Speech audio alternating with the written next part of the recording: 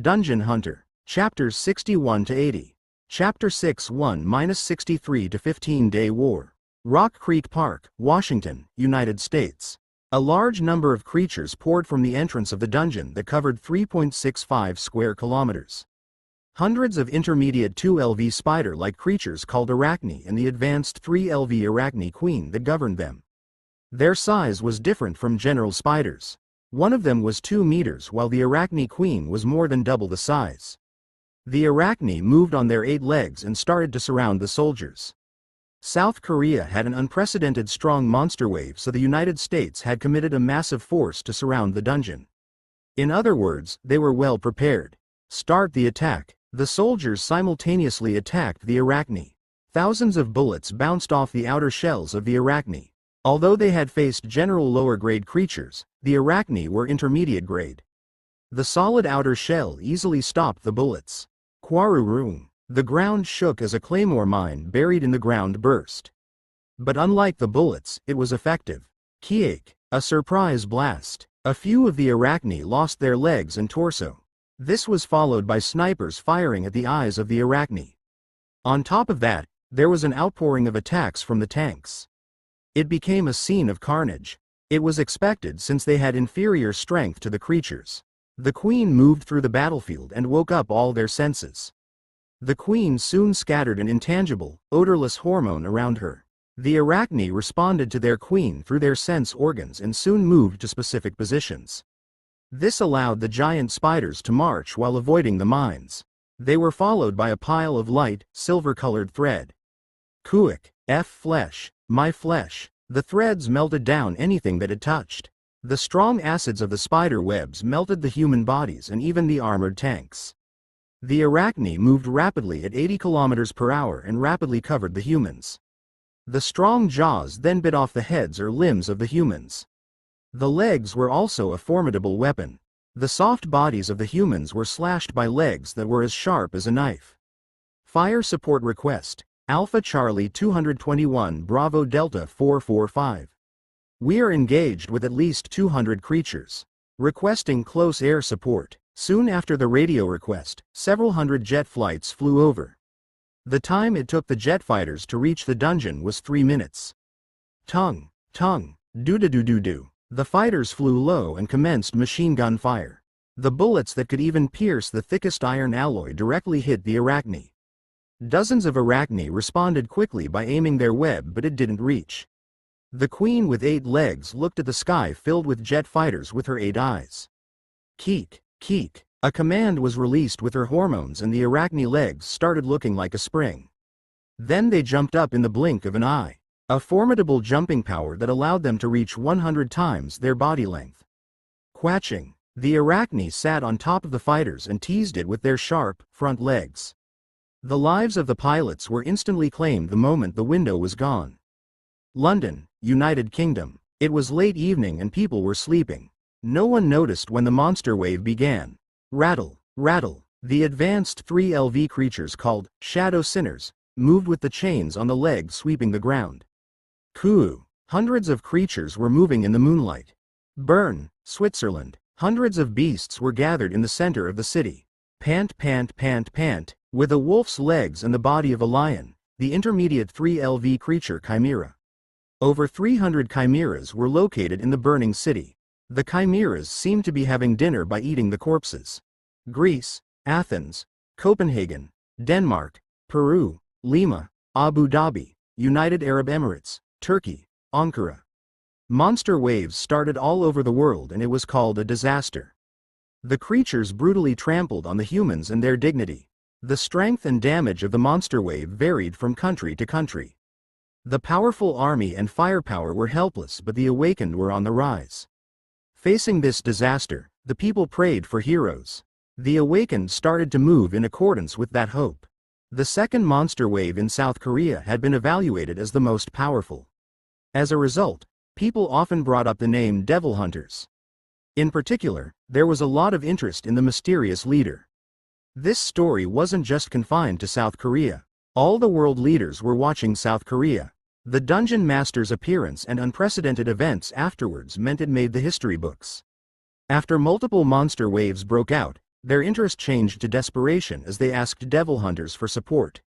No, to be exact, they asked for help from the leader of devil hunters. He took down an advanced golem almost by himself. The army couldn't take care of advanced creatures, so it was natural to ask him to handle it. In addition, the awakened were sensitive about who was strong, and they all said, the leader of devil hunters is a powerhouse. But, the guild master Kim Yong-woo, who received the requests for support, was forced to worry. They would pay for the support of devil hunters, so that wasn't Kim Yong-woo's problem.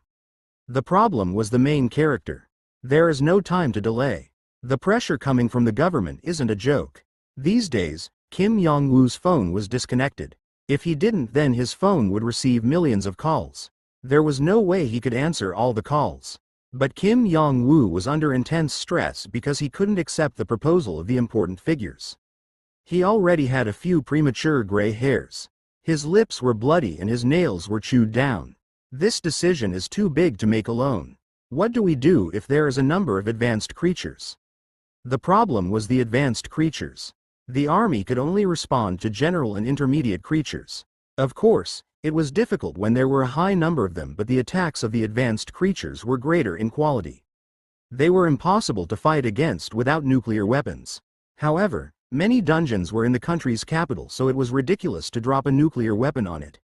But the awakened also weren't prepared, especially if they needed to face 200 advanced creatures.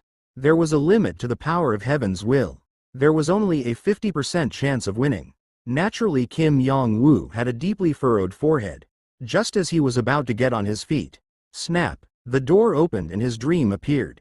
Kim Yong-woo felt like passing out as he saw the face. He hesitated before lifting both hands. "Oh, master?" I raised an eyebrow at Kim Yong-woo's reaction. It felt like bugs were crawling over my body. "Tell me where the support requests are coming from."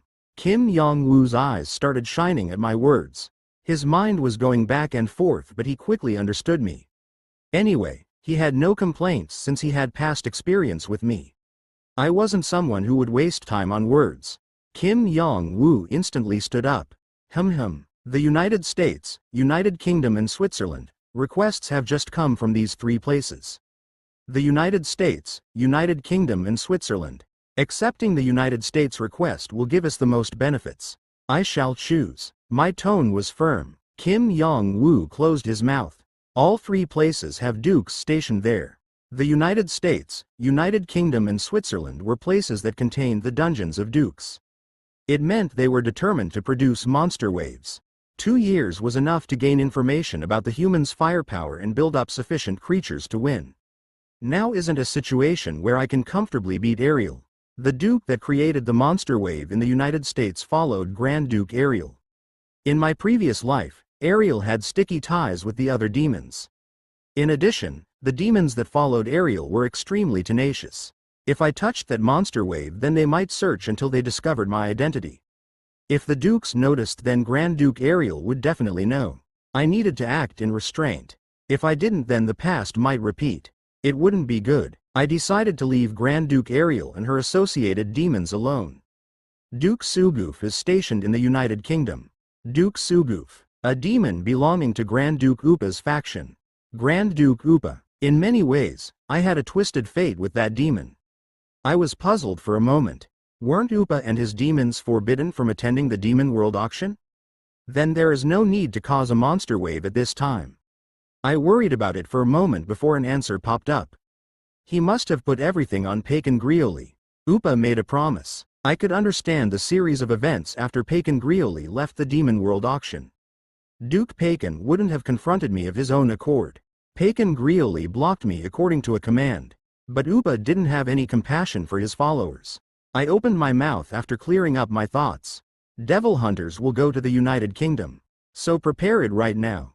Grand Duke Upa and the followers in his faction like Pagan Grioli. I would tear out Upa's wings. I would cut away his remaining wings.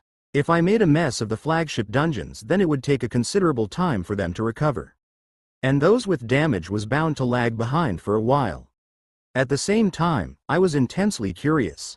Could Upa fly around with only one wing? The devil hunters rode on a private plane. After accepting the United Kingdom's request, a plane was immediately prepared for us. It was urgent, so they prepared the plane in advance despite not knowing if we would accept the request. It took exactly 8 hours and 30 minutes to reach London's Heathrow Airport. We arrived 4 hours quicker than the usual flying time. The dungeon was about 20 kilometers away. After arriving at Heathrow Airport, devil hunters emerged from the plane wearing black skull masks. "Welcome, South Korea's heroes," the British ambassador greeted them after they left the plane. I got to the point instead of shaking hands. "Where are the creatures that we need to handle?" The cries of pain and despair spread throughout the city. People had gone insane from the shades and held knives, causing the terrible tragedy of them killing each other. Kuahaha, die, drop dead. The adults and children were going crazy. One child stabbed an old man in the leg while an adult male bashed a child's head in with a pipe. A woman was breaking a man's neck. A massacre. Was this hell? The shades were parasitic shadow creatures that gnawed away at the human spirit. It was an intermediate creature and could be called the natural enemy of humans. Why is everybody suddenly acting like this? But not everyone was controlled by the shades. The awakened with a strong mentality or a certain level of intelligence could oppose it. Then the shadow sinners ventured out. The sound of iron could be heard in the distance. The shadow sinners were evolved forms of the shades.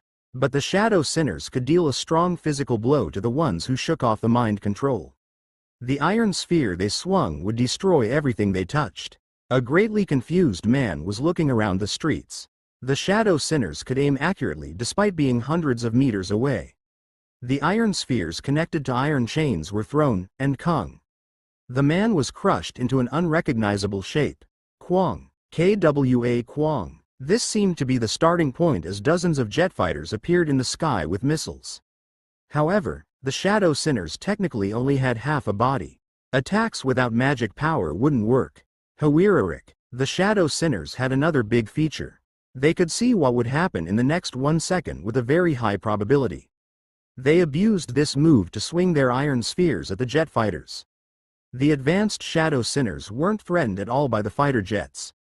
Their perception was far from common. These monsters. It was the last flurry of the fighter pilots. The fight looked violent at first glance. The shadow sinners could see for 1 second with high probability, but there was no guarantee the iron spheres would hit. And the distance of the iron chains was only 500 meters. The shadow sinners couldn't respond easily to attacks outside that range. A few fighter pilots determined the distance. But it was difficult to escape outside the range. The shadow sinners and shades were the best combination to deal with the firepower of humans. The shades would affect the pilots trying to escape the range of the shadow sinners. After their madness mind control was used, the infected pilots started to attack their allies. It quickly turned into an air battle.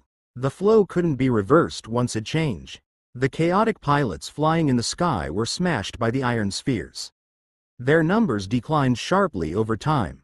In the end, the fighter pilots just became food. The ground troops were committed but were caught by the shades. God willing. Those who had their spirit broken fell to their knees and prayed for God. They closed their eyes and hoped it was a dream. However, it didn't take them long to realize that the creatures were the reality. Intense pawn was used to bring the humans back to reality. Everyone cried out as they were forced back to reality. Then a group wearing black skull masks appeared. A place blooming with madness, anger and despair. I admired the sight. Duke Suguf from Upa's faction knew the exact weaknesses of humans. He had the idea to use the shades. The shades were definitely efficient among normal humans. Intermediate creatures were expensive to breed, but Suguf considered it a luxury purchase. Shadow sinners. The advanced creatures were even sent out to handle the awakened. Expensive advanced 3LV creatures that cost 150,000 point. I could tell by this configuration that he used more than 500,000 points for the monster wave. He purchased it while thinking of gaining points from the awakened in the long term. This type of firepower against normal humans could also be a type of investment. The shades and shadow sinners could be used to pull points from this place for a few more years. But if Suguf's plan collapsed in the beginning, then the damage would be enormous. In that sense, Suguf had no luck. The shades are parasitic shadows. They will cause confusion to people with less than 30 intelligence. People with less than that should maintain a distance. What about the ones throwing iron spheres? I shook my head. I will take care of them. Will you be okay? The two types of creatures seemed powerful. The higher-ranked creatures would be unpredictable. Shouldn't we trust in Captain Nim? Ahiyu, this is why you are new hires. Yu-Un-Hai clicked her tongue. After the current flowing in her body disappeared, Yu-Un-Hai displayed a more straightforward personality. I looked at the area that was like hell. Stop them before there is more damage. Get moving. The 10-year-old Edward was lying underneath a pile of ruins. His parents started showing delirium symptoms out of the blue. He had grabbed his newborn baby brother and locked them in a room when the building had collapsed. The dust settled, but he woke up with intense pain. Rooney? Rooney? Where are you? He called out for his brother Rooney but couldn't even hear a whine. Edward's lips were cracked as he tried to move his body. However, he couldn't move. His legs, they didn't hurt. He was still terrified. A crushing fear. Edward moved his head and tried to find the whereabouts of his brother Rooney.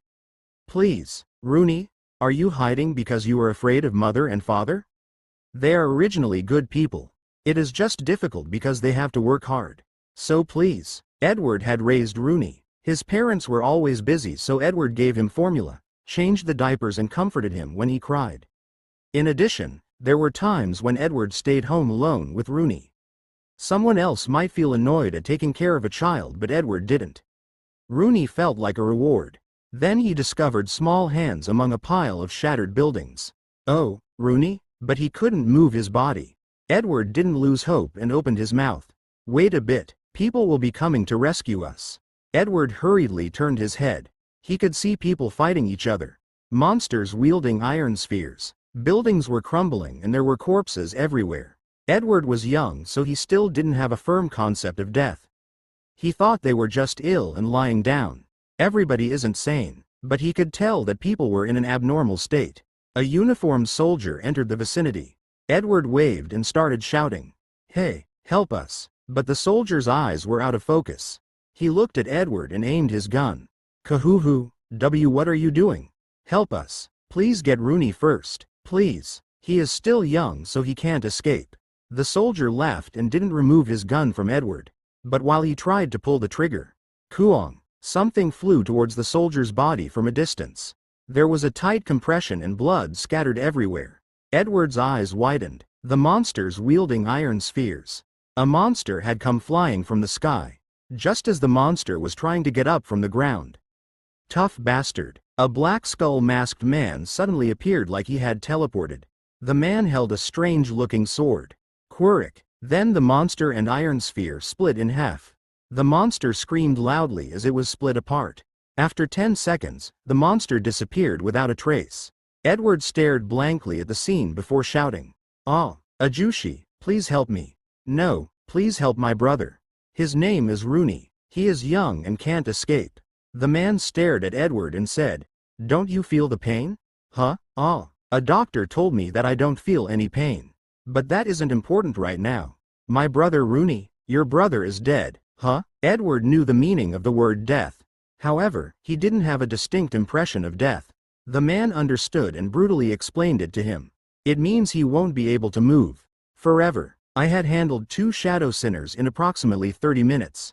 Of course, if I used my power, then 10 minutes would be enough. My total stats added up to 410. The shadow sinners only had 340 stats and wouldn't even be able to catch my ankle. However, I was pretending to be an awakened, so there were some constraints. I handled 2 shadow sinners and saw the young boy. His lower half was completely crushed by the building. At first, I thought he was numb, but the child's face showed no signs of pain. I was curious and opened mind's eye. Name: Edward Windsor. Occupation: warrior. Hero: title: none.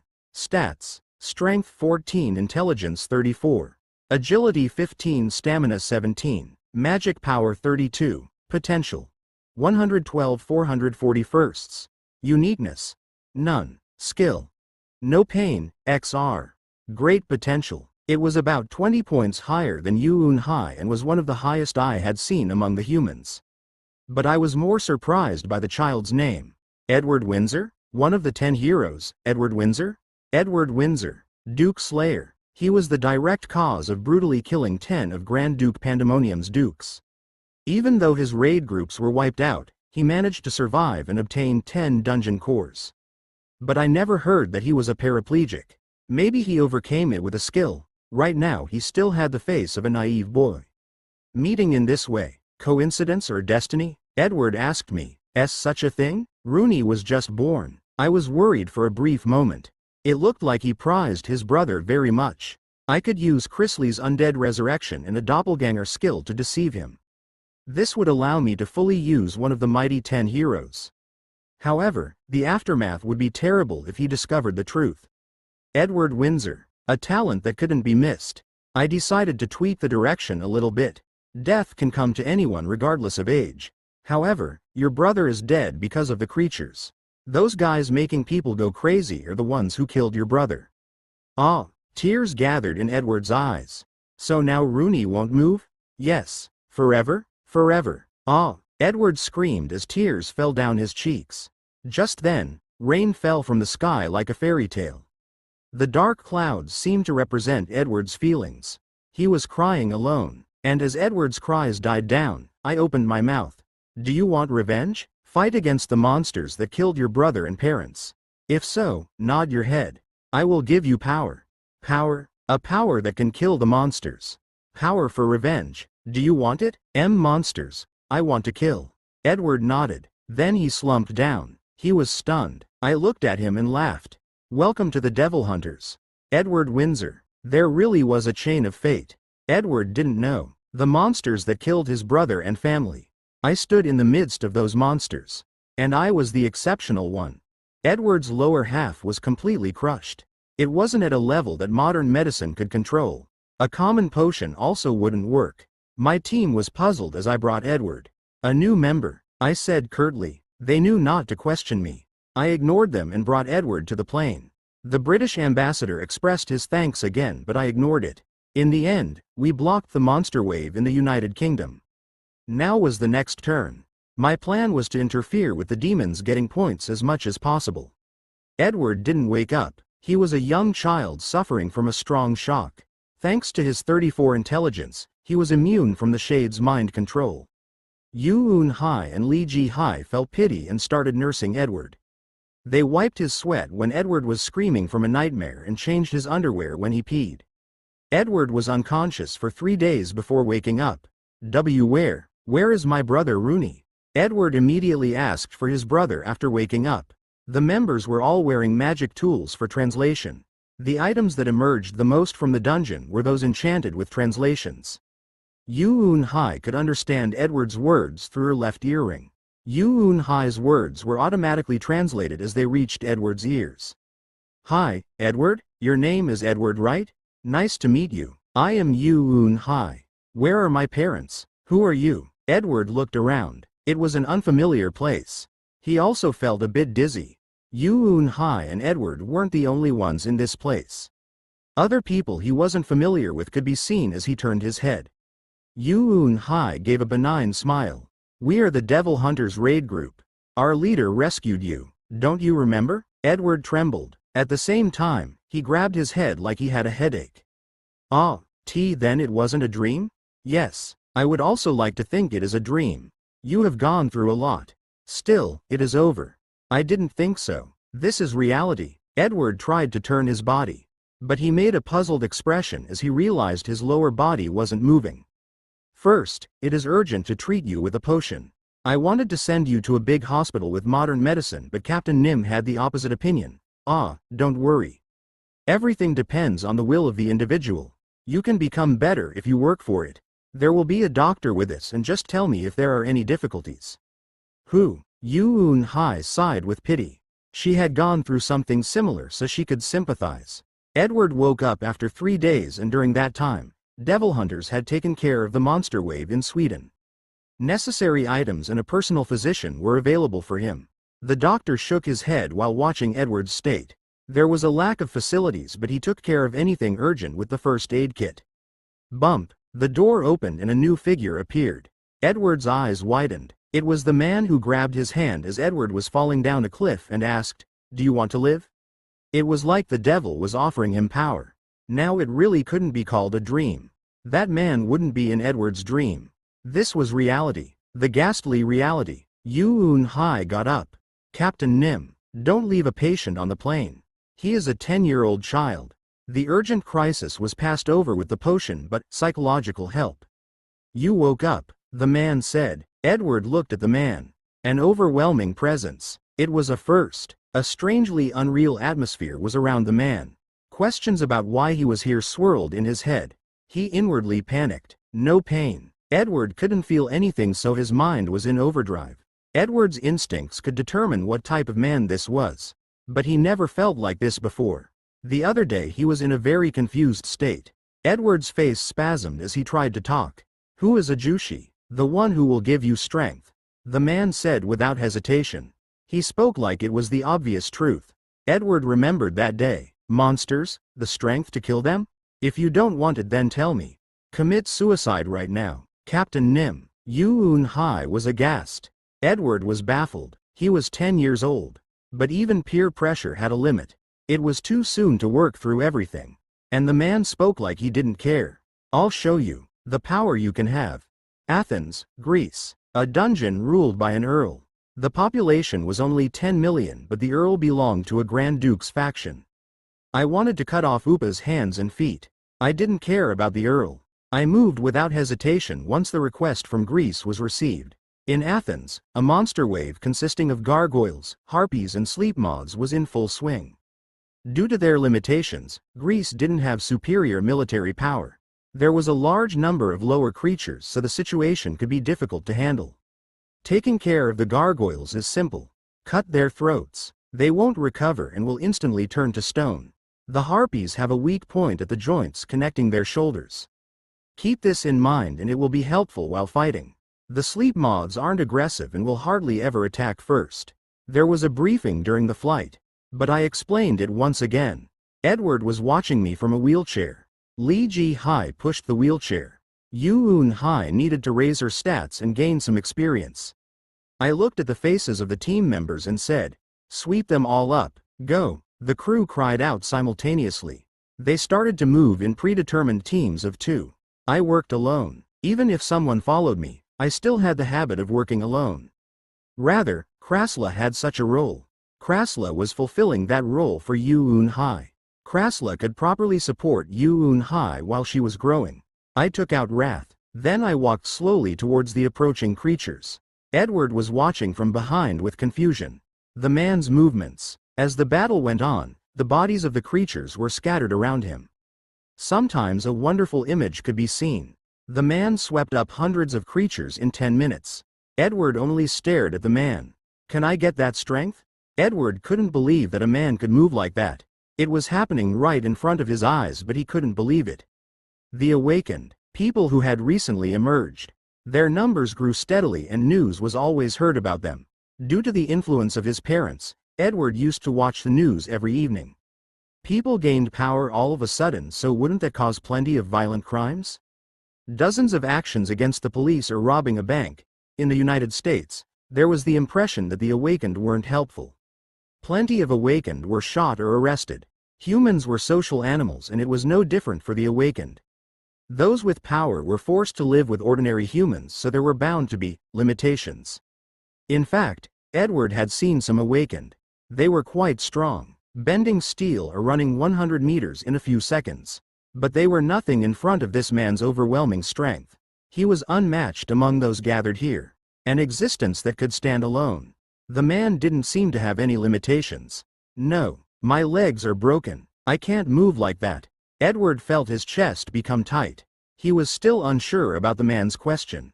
Certainly, the man's movements were amazing. However, he was skeptical about whether he could obtain that power. Edward was surprisingly cool-headed in this regard. This was reality. Edward had seen unrealistic elements like the creatures, but he failed to realize he could break his limits. Ah, the man silently headed to Edward. Edward didn't say a word. He headed to 5 more countries with Edward. He always watched that man fighting while in a wheelchair. It was like eyes were painted in the back of the head. The enemies who killed his brother. The ones who caused the changes to his parents. He had a fierce hatred for the creatures. He felt miserable as he could only watch. The man didn't say anything to Edward. He just demonstrated, but Edward's walls were gradually collapsing. The man was an immovable force. It might be unrealistic, but it felt like he could make the impossible happen. He wanted to get power like that. After Europe, the Middle East and Saudi Arabia, Edward finally said. Captain Nim, give me strength, the strength to defeat the monsters. Rather than the man imposing his choice on him, Edward decided to move himself. Finally, the walls had cracked. The war stopped after 15 days. The method to become stronger was simple. They had to want to become stronger. But this required a strong impetus. The driving force behind Edward was anger. The problem was the courage to break the wall itself. He had to be willing to move his limits. Now he had nodded his head. A good spirit filled with enthusiasm. I left Edward. He craved strength and would work hard. Even if he was a child, Edward Windsor was still one of the future 10 heroes. I was sure he wouldn't disappoint me. Edward Windsor was longing for power. At the same thing, I felt a strange feeling. Unfortunately, Yu Un-hai wasn't one of the 10 heroes. She had a similar strength, but that was all. In contrast, Edward Windsor was a name that everyone acknowledged. Such an awakened had entered a demon's hands. This feeling was close to bliss. The feeling of getting my hand on an expensive toy. I would assemble the toy to fit my taste buds. The legs wouldn't be a problem. An elixir was enough to fix it. One of the 10 heroes in the future. Would he be finished under my hands? I was really looking forward to it. After 30 minutes, you will be transferred to the Demon World Auction. You can be accompanied by one creature. And the Demon World Auction as well. It was just like my expectations. I smirked as I looked at the message floating in the air of the dungeon's top floor. Chapter 64 to 69, Demon World Auction. The Demon World Auction was an opportunity. If someone had a discerning eye and luck, then they could obtain something great for fewer points. It was possible to stay a step ahead of other demons. It would be an important key in winning the war later on. And showing off. The spirit world prohibited fighting. But showing off was possible.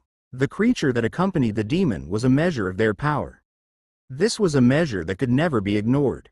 The demons and their capabilities. These were important elements that would indirectly influence the demons. This could be used as a psychological warfare card against the opponent. Fighting wasn't the only fierce battlefield. I wanted to make the opponents move. To deceive them. If I had to use an analogy, it was like countries fighting over territory. For me, I had two high-class creatures.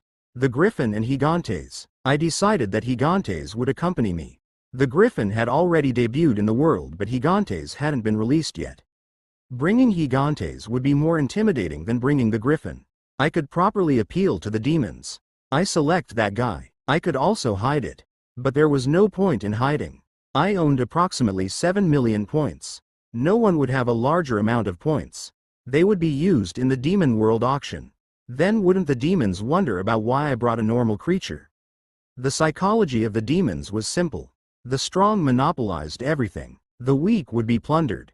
Naturally, they would think of me as prey. I was a neutral demon and only an earl. I needed to show off a great form after appearing. The Grand Dukes would work to try and find me. So I was speaking to them by bringing Gigantes. Come at me, I'll easily take care of you. The idea of letting them find out. In addition, the purpose was to stir the awareness of the demons. A neutral demon who was a powerful sword. If I had abundant wealth and a high-class creature, then the 4 factions would fall into chaos. I could heavily tilt the balance of the scales in my favor. It is in the mind. I shrugged, etc. I was laying the foundation of a complex psychological warfare. I was feeling a little smug. It wasn't shown properly in the first Demon World Auction. I couldn't drive the existence of Randolph Briggseel into the Grand Dukes. But this year it would happen. A fun time. The room shook. Soon I disappeared from the dungeon with Gigantes. I opened my eyes. A spacious room. The dark spirit in the form of a gnome was standing in front of me. Kihihi. Randolph Briggseel Nim. It has been a while. Nice to see you. A reunion that happened after exactly 1 year. The dark spirit turned its head and looked at the presence behind me. By the way, that creature behind you? I feel a great presence. Almost like an advanced or higher. There were many types of creatures. The dark spirits couldn't identify all of them. A 4 meters tall giant wearing black armor. But his magic power was extraordinary for a simple giant. I replied lightly, "Your thoughts are correct." The eyes of the dark spirit started to shine. High-class creature. It is really amazing. Even if you are a dungeon master, we have been looking for high-class creatures for 5 years but... I interrupted its words. Aren't there high-class creatures in the auction? Dubalong passed me the list of auction items but there were creatures on there that I didn't know. I had some expectations of the dark spirits. A high-class creature can easily be sold for the finest price. Obtaining it would require tremendous personal sacrifices. The amount of points the demons currently hold can't match up to those sacrifices. The average points require at least 100 demons to buy it. It meant they had caught some but wouldn't sell them now. It made a lot of sense. It had only been 2 years. A lot of the demons didn't have many points. What is the average points of the demons participating in the auction? The dark spirits could figure out the average amount of points that the demons had. They just didn't know the individual amount of points. 440,000 points. Kihihi. It is better than last year. I touched my jaw. 440,000. Less than expected. The demons had raised the average by 100,000 from 350,000 points. It was more than last year but that was it. It felt short compared to my reserves. There are many uses for points. Observation skills take a significant amount of points to learn. I was at a level that they couldn't understand. If I hadn't completed all the achievements then my points would be dramatically lower. It was 2 to 3 times more than last year's amount so it wasn't a significant difference. However, gaining the achievements caused my points to soar by 4.5 times. Randolph Nim, if you don't mind, how did you catch the high-class creatures? Of course, we will pay an appropriate price. If you impart your knowledge then I can talk with the Dark Spirit King and arrange an appropriate deal. The Dark Spirits told me anxiously. They coveted the knowledge of how to catch high-class creatures. But the method of obtaining the griffin and gigantes was a secret. They wouldn't believe my words even if I told them. There was also a low chance of meeting the Dark Spirit King directly. I couldn't even say it to Yihi. Please excuse my bad manners. Kihihi. I understand. Follow me. I will be happy to guide you. It gave up quickly. It was somewhat disappointed but it was natural considering my relationship with the dark spirits. We needed to be nice to each other. The dark spirits turned around and started to guide me. Gigantes silently followed behind me. The many dark spirits that I passed looked at Gigantes with surprise. The spirits were very sensitive to magic power and could sense something strong from Gigantes' scent. At the same time, the dark spirits confirmed the demon that was with the high-class creature. They looked at me with admiration. The demon who used the most points in the first year. To the spirits, I was a big spender. Kihihi. You are popular, guessed Nim. There are quite a lot of dark spirits. Last year was the first auction. They have become used to it so more of them are coming to visit. Kihihi. Do you like the appearance of the spirits? The low-grade ones are used as workers but those who are paid a small amount of points will bring you pleasure. The dark spirits could change their appearance to any corrupted species. Therefore the spirits in the vicinity had a wide variety of face and body types. And spirits weren't the only ones in the spirit world. Fairies and other species. This place could bring someone to the peak of pleasure. There is no need, but I had no time to waste on my libido. While walking along a corridor of a castle, familiar voices could be heard. A dark spirit dares to imitate a succubus? How impudent. Aren't these breasts fake? Ah, I frowned. Groggy's voice could be heard along with a woman's. He was a demon who filled his dungeon with succubi. The dark spirit guiding me laughed slyly. Kihihi. You really don't need it? It only requires a small amount of points. I ignored it and walked forward. Soon I discovered Groggy across the hall. Groggy was holding a dark spirit in the form of a succubus. But that act didn't last long. Groggy realized there was someone behind him and turned around. Groggy's smile was erased in an instant as he saw me. Dark Warrior. Standing next to Groggy was a Dark Warrior. Advanced 2LV creature. They cost 110,000 PT to buy and were decent creatures. But this was the Demon World auction. Only one creature could accompany the demons. He wasn't worth worrying about if the Dark Warrior was the best thing he could bring. The fact that Groggy obtained a Dark Warrior is amazing in itself. There are rumors that he only filled his dungeon with succubi. I didn't have much interest in Groggy in my previous life. The only thing I remembered were rumors that he was crazy about succubi. Groggy growled. Randolph Briggseel, weren't the demons in Grand Duke Upa's faction banned from participating in the auction? I spoke like it wasn't a big deal. That is none of your fucking business. It seems like Pacan Grioli is missing. Groggy's face became flushed. Nonsense. My prediction seemed to be correct. Grand Duke Upa, he was someone I couldn't lower my guard against. If necessary, he needed to be handled before the other Grand Dukes. He was the most annoying among the 4 Grand Dukes. This was the reason I wanted to handle him first. I will know if it is nonsense or not at the auction. You are the failure that doesn't have a faction. Groggy was still resentful about last year. It was understandable. The demon species didn't like being weak. I smiled and asked the dark spirit. Do I have to listen calmly to his insults? Kihihi. After last year, we have added some rules. Fighting between the creatures that accompany you is allowed, of course. Both parties should agree to it. Indeed, this was the right rule when considering the characteristics of the demons. Demons were aggressive and wouldn't just sit still. However, they could tolerate it if it was a fight between creatures. Establishing this rule was quite fast considering it was only the 2nd year. That's what he said. I shrugged. Then Groggy looked behind me to Gigantes. Grr. Fight. Shall win. Gigantes was quite intimidating. He had a primitive look in his eyes that made Groggy appalled. Even I wasn't comfortable in a confrontation with Gigantes. Groggy definitely couldn't deal with him. But I opened mind's eye to make an objective judgment. Name. Groggy Inpier. Occupation Demon Marquis. Dungeon Master. Title * Succubus Stallion. XR. Magic Power +5. Stats. Strength 64, Intelligence 64. Agility 67, Stamina 75. Magic Power 74, +5. Potential. 344 +5 500ths. Uniqueness. None. Skill. Fire Shake, U. Enhanced Stamina, R. Observation, R. Relative Comparison. Groggy Inpier. Strength 64, Intelligence 63, Agility 67, Stamina 75, Magic 79, Potential 344 +5 500ths.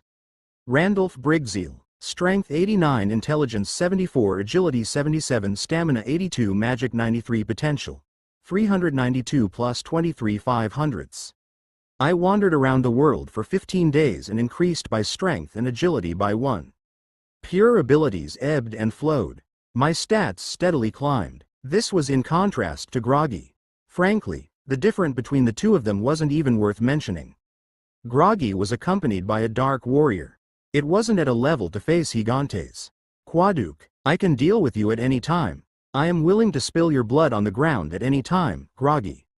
I interrupted Groggy's words. I then walked up to him, leaving no room.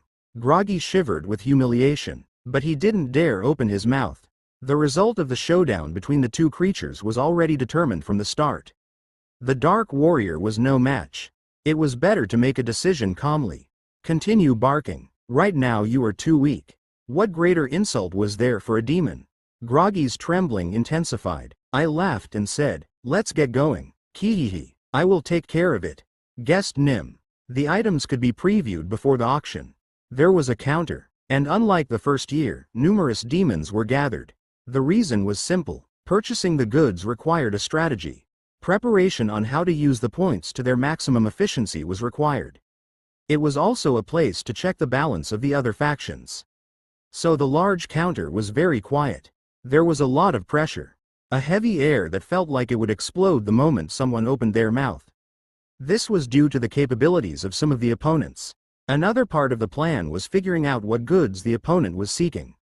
Thus it was important for the demons to have decoys. Kung. Gigante's heavy footsteps echoed in the space. The scent of a high-class creature's magic power spread in an instant. The demons instinctively turned their eyes towards me. An enthusiastic welcome. I looked at the atmosphere of each faction. Grand Duke Ariel and her faction weren't that hostile towards me. They were just interested. In contrast, Grand Duke Upa was an enemy that couldn't live under the same sky as me. His eyes showed an enormous desire to kill me. Grand Duke Okulos wasn't interested. The only demon with a world tree in my previous life. He had an unusual nature that wouldn't pay attention to anything unless it interested him. Pandemonium, skeptical. In the first place, he had a pessimistic nature. It was a natural reaction. Other demons showed a similar attitude. Kihihi. I'll wait outside. I can't step into this. The dark spirit retreated. Spirits were sensitive to magic power. It was difficult to stabilize their minds in a silent battlefield like this. Upa. I clicked my tongue after the dark spirit left. Grand Duke Upa and his demons were at the counter. After sacrificing Pakan Grioli, they received permission to enter the demon world auction again. Really unfortunate. Upa was also looking at me. The intense anger in his eyes. If this wasn't the spirit world, then it would be an unavoidable fight. The question, you, could be seen in his glowing eyes. I soon noticed something. Adol Loof is missing. I was the culprit behind it. However, Upa only knew that one of his demons had died. With the exception of Duke Pakan, all of his faction should have been teleported. But there was no Adol Loof. This had only one meaning. Adol Loof had died. Someone attacked his faction. He could only think like that. Of course, he couldn't confirm the culprit. Upa was suspicious of all the demons gathered here. Perhaps all of the demons had received that question in his eyes. I suppressed my laugh. Even the subtle movements of my muscles were restrained. It would be good if that suspicion lasted longer. The dissonance between the factions had begun, and that would be a big advantage for me. Why shouldn't I benefit from something like this? Anyway, I should look at the status windows of the demons before checking the products. I immediately looked with mind's eye. Name: Upa Bulanon. Occupation: Demon Grand Duke. Dungeon Master. Title: * Destroyer. Epic: Intelligence +4, Magic Power +7. * Master of Gravity. XU, Magic Power +7. Stats: Strength 82, Intelligence 79, +4. Agility 75, Stamina 74. Magic Power 81, +1/4. Potential: 391 + 18/500ths. Uniqueness: one of the 4 Grand Dukes. Owner of the Great Castle Bulanon. Skill: Black Hole, Epic, Gravity Field, Epic, Observation, R. Relative comparison: Upa Bulanon. Strength 82, Intelligence 83, Agility 75, Stamina 74, Magic 95. Potential: 391 + 18/500ths. Randolph Brigzeal. Strength 89, Intelligence 74, Agility 77, Stamina 82, Magic 93. Potential: 392 + 23/500ths. I squeezed my fist. The stats and skills were quite significant. Of course, I was still slightly ahead. A smile naturally formed, and Upa frowned as he saw it. I didn't walk the wrong path. I examined the other Grand Dukes. Their status windows weren't much different from Upa. The stats converged between 400 to 415, and they had 2 epic grade skills. If we ended up fighting, I might be marginally ahead. In addition, the Grand Dukes didn't have 2 high-class creatures. An electrifying thrill filled my body. In overall terms, I was ahead of the Grand Dukes. And I would surely widen the gap in this Demon World auction. I headed to the counter and leisurely examined the goods. The hall where the auction was being held had a traditional atmosphere.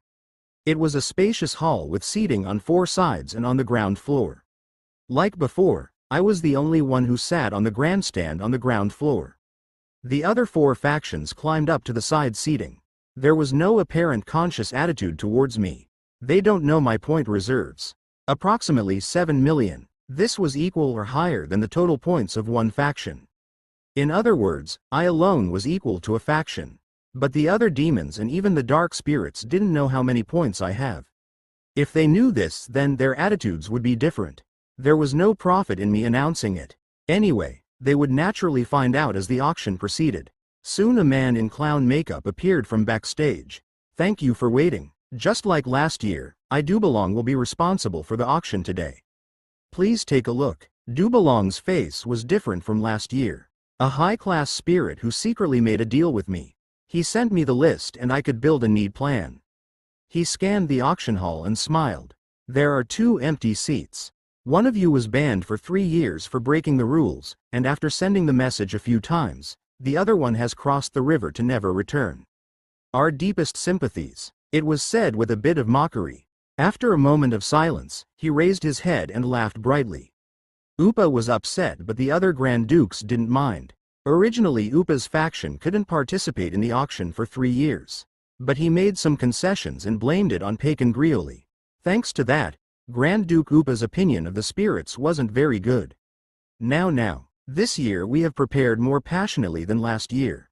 The spirits went through a lot of effort during this year to develop a list that will cause the guests to cry. But that is a story that I can talk about for 24 hours. I don't want to pour cold water on this hot atmosphere. Dubalong shrugged and continued. 100 auction items. We have carefully selected the first item to be shown. Last year, it was Krasla who had the blood of the true demonic dragon Aogen.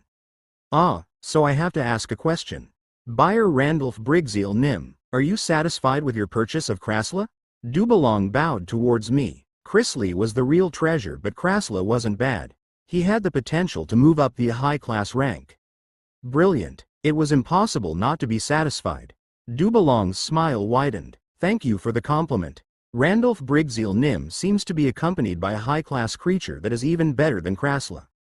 He looked at me slyly, diverting the attention towards me, making sure to show positive attention. The demons flinched. They hadn't expected such a direct comparison. The demons had questions. A number of them looked at me with concerns. As expected of Dubalong, he had the temperament of a scammer. A superior trader wouldn't make their scamming nature obvious. Let's forget the long story. I will now introduce you to the first auction item. The spirits stumbled upon it in some ancient ruins. Perhaps many of you might be unfamiliar with it. The Astral Code. Another spirit brought out a square, black box.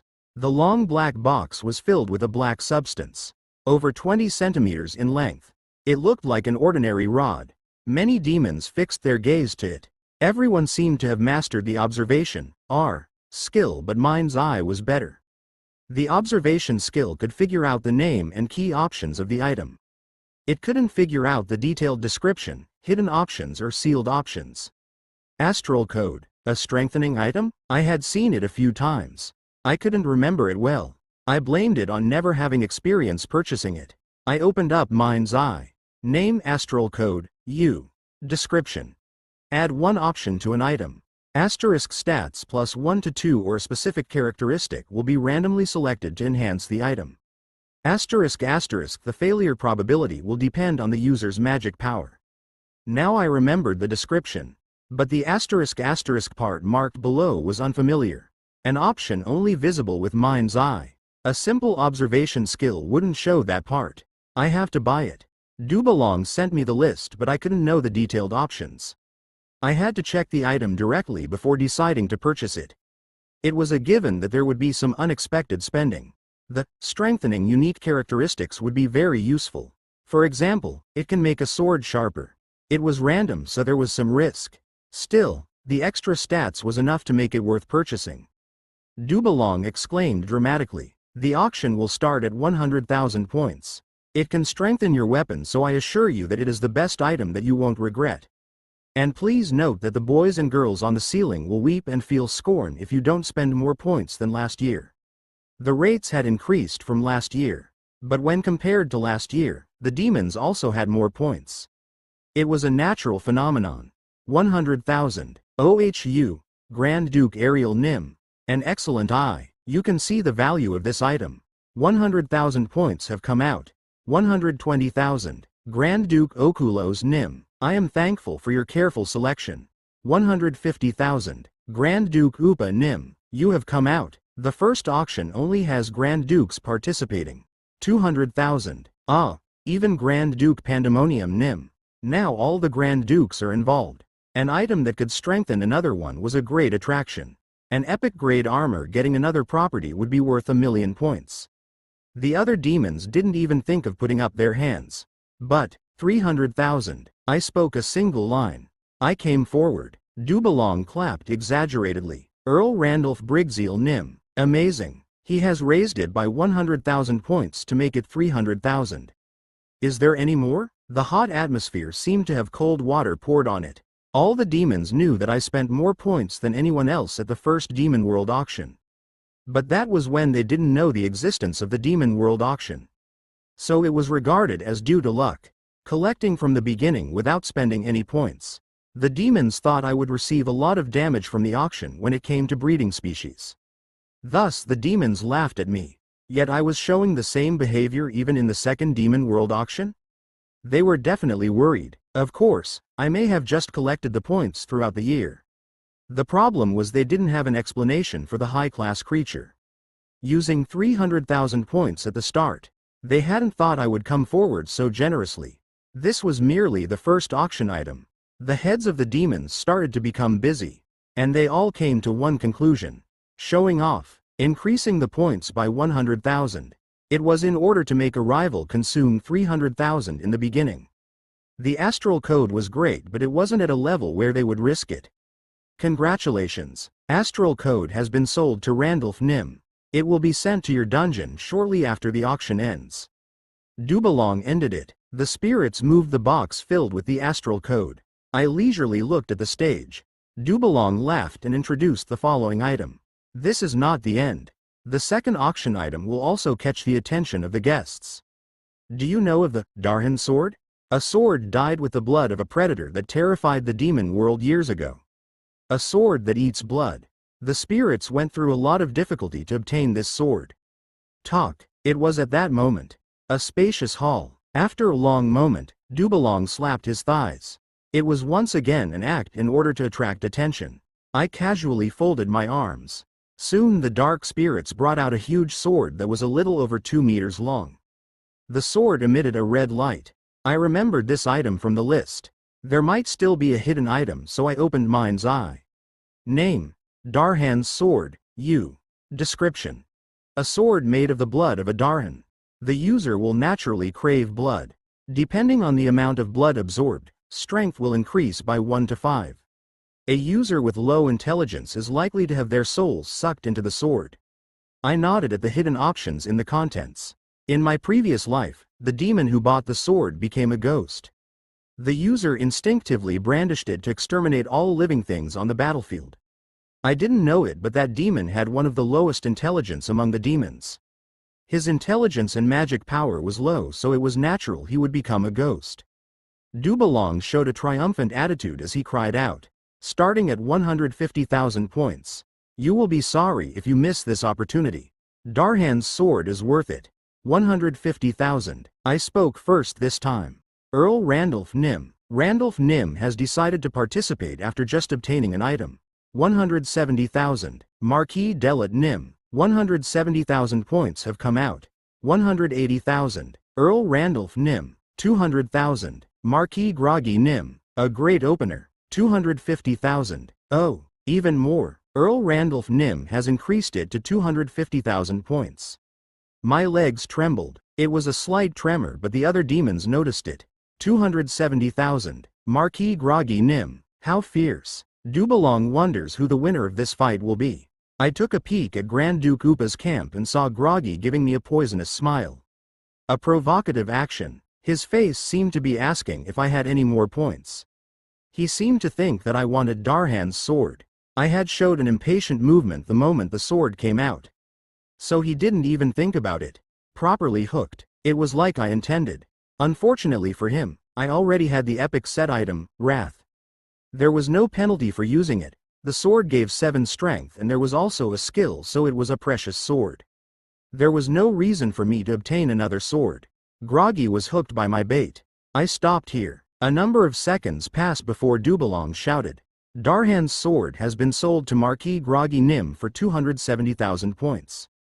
Congratulations. Groggy was elated. He thought he won, and I barely managed to suppress a laugh from coming out. Groggy didn't know about the hidden options and was likely to become a ghost after using the sword. Groggy had 64 intelligence. It was pretty low. He just put himself on the path of self-destruction. He was completely fooled. The other demons wouldn't have a large reserve of points. At best, they would consider the standard to be around 500,000. I had spent 300,000 points on the astral code, so he was convinced I was bluffing. Introducing the third item, the spirits squeezed out our best efforts and managed to catch the previously extinct creature, Cursed Yeti. The Cursed Yeti are the descendants of the creature Kante, who was once hailed as king of the Yeti. We are only showing a cub, but it could grow into a high-class creature. After a while, The cursed Yeti cub trapped behind bars was brought out. It was only 1 meter or so, similar to the form of an orangutan but with a little more muscle. Usually Yeti had white fur, but the cursed Yeti was black. A species that wouldn't be sold in the store. An almost extinct species that couldn't be found in the demon world. I was curious and used mind's eye. Name: Cursed Yeti. Stats: Strength 33, Intelligence 17. Agility 29, Stamina 41. Magic Power 26. Potential: 146 329. Uniqueness: a cub of the cursed Yeti. Skill: none. Looking at the potential, an adult would match an advanced 2LV creature. Dubalong was exaggerating when he said it would become a high-class creature. But the other demons didn't know this fact. The cursed Yeti was almost extinct, so the demons hadn't seen it for a long time. However, not many demons would be overwhelmingly convinced. The demons didn't want to be ripped off. If they bid and it wasn't a high-class creature, I had expected it from the beginning. Starting at 200,000 points. Don't think that it is expensive. High-class creatures would be sold for millions of points. 200,000 points. A rip-off. Dubalong's tirade was beginning. I waited for someone to raise their hand first. The demon factions exchanged glances saying, "It isn't sure," and shook their heads. Mind's eye could see the status windows and potential of my opponent. They couldn't be confident without learning more details about the situation. 200,000. At the moment, someone made a bid. Marquis Groggy Nim. A wise choice. Groggy. He had bought Darhan's sword for 270,000, so it was surprising that he still had points left. Maybe he had spent the last year collecting points. The demons in Upa's faction. Grand Duke Upa's faction seemed not to know about the cursed Yeti. 210,000. Earl Randolph Nim. You are feeling greedy despite already possessing a high-class creature. It was inevitable that I would participate. Groggy glared at me after Dubalong's words. 220,000. He couldn't stand being humiliated and raised the number.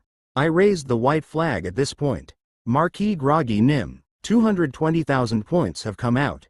Any more? If no one bids, then the cursed Yeti will go to Marquis Groggy Nim. 10 seconds passed. No one else bid. The cursed Yeti has been sold to Marquis Groggy Nim. Dubalong clapped loudly. I was applauding inside my heart. 200,000 points with one sentence.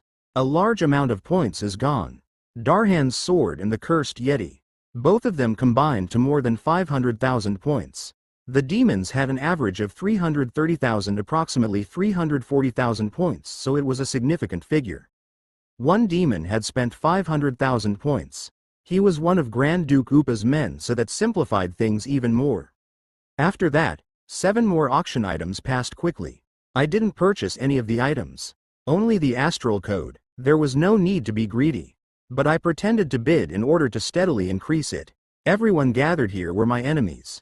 I couldn't even easily believe Dubalong. Deceiving the enemy to make them waste resources was a basic strategy in war. But at the same time, there was a strange feeling.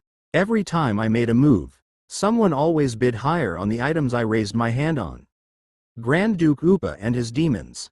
Coming at my throat. Revenge for last year? It wasn't a big move, but I didn't feel great. After all, the one who had a strategy would do well.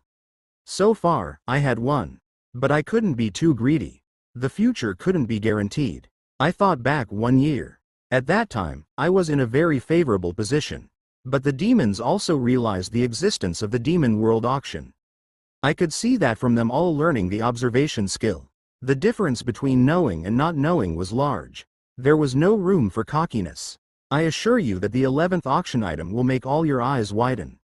One of the 5 statues that you should know about. We found it very deep underground. One of the 5 statues, the Statue of Abundance. Statue of Abundance, an item that was required for any dungeon.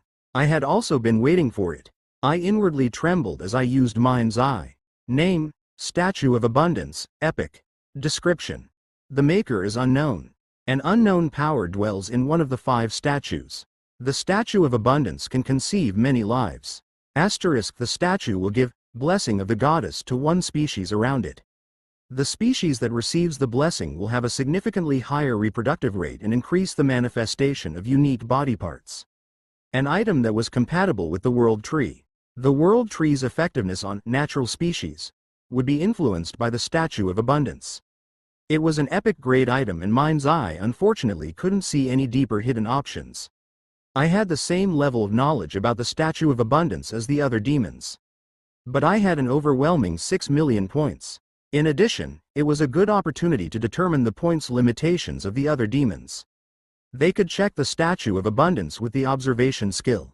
Apart from the rating, the blessing of the goddess would bring great benefits to the dungeon. Anyone would feel greedy over the item. There was no need to think. Everyone would hold up their hand to bid. However, the winner will be me. I smiled. It was the start of a full-fledged battle. Dubelong's face was glowing with confidence. The Statue of Abundance was enough to surprise everyone.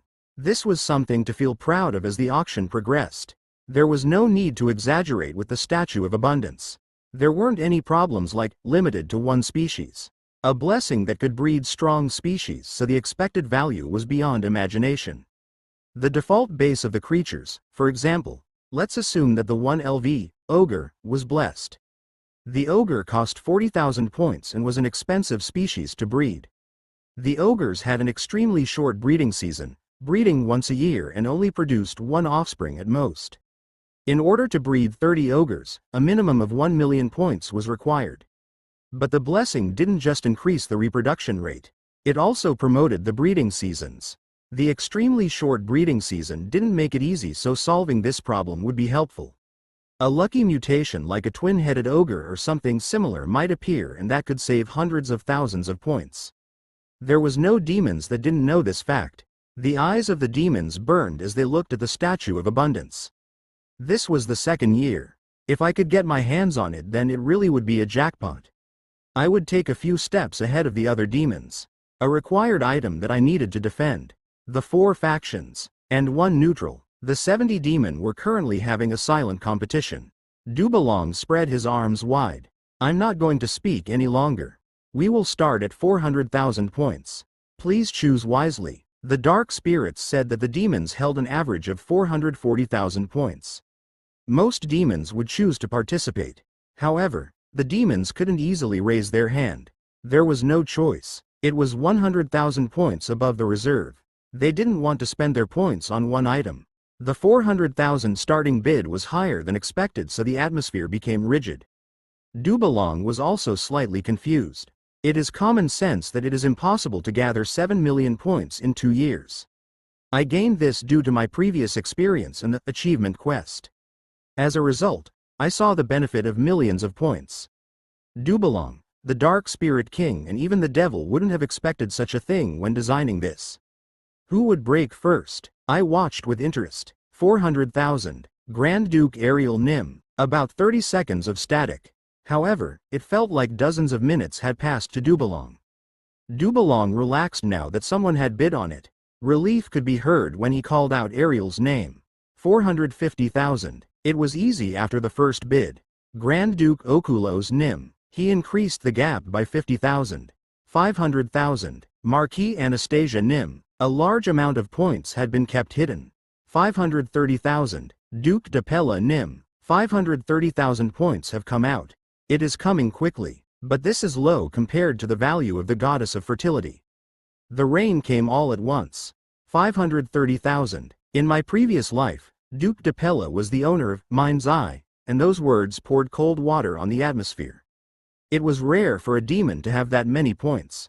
It could be called a trump card. An item like the Statue of Abundance really brought out the hidden cards of each faction. And there was no guarantee they could obtain the Statue of Abundance. Only someone like me who had an overwhelming number of points didn't care.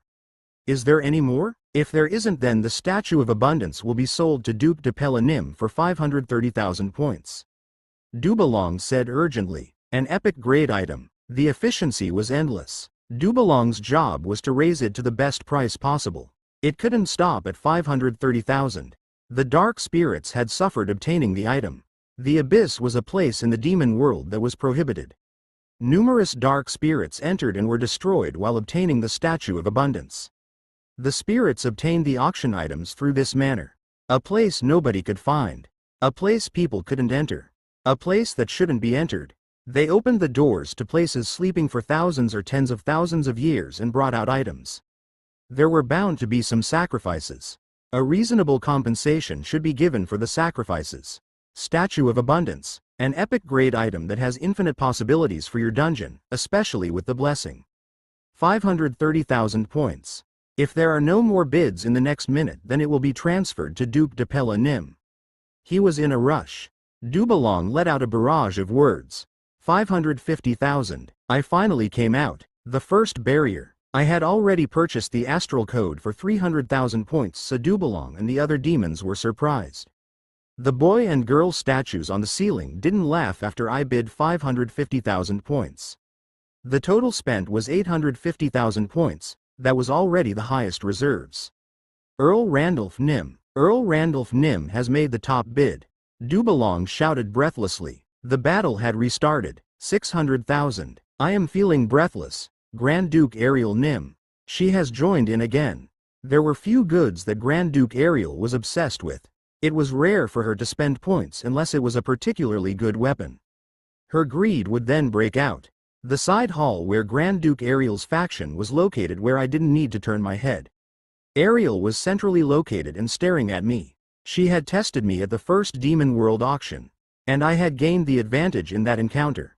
Then what about now? 600,000 points. She must really want to buy the Statue of Abundance. So she was telling me to stop at this point. Little by little, my existence was being embedded in her eyes. Of course, I couldn't stop here. 610,000. Ariel Diablo. She had two horns similar to a goat.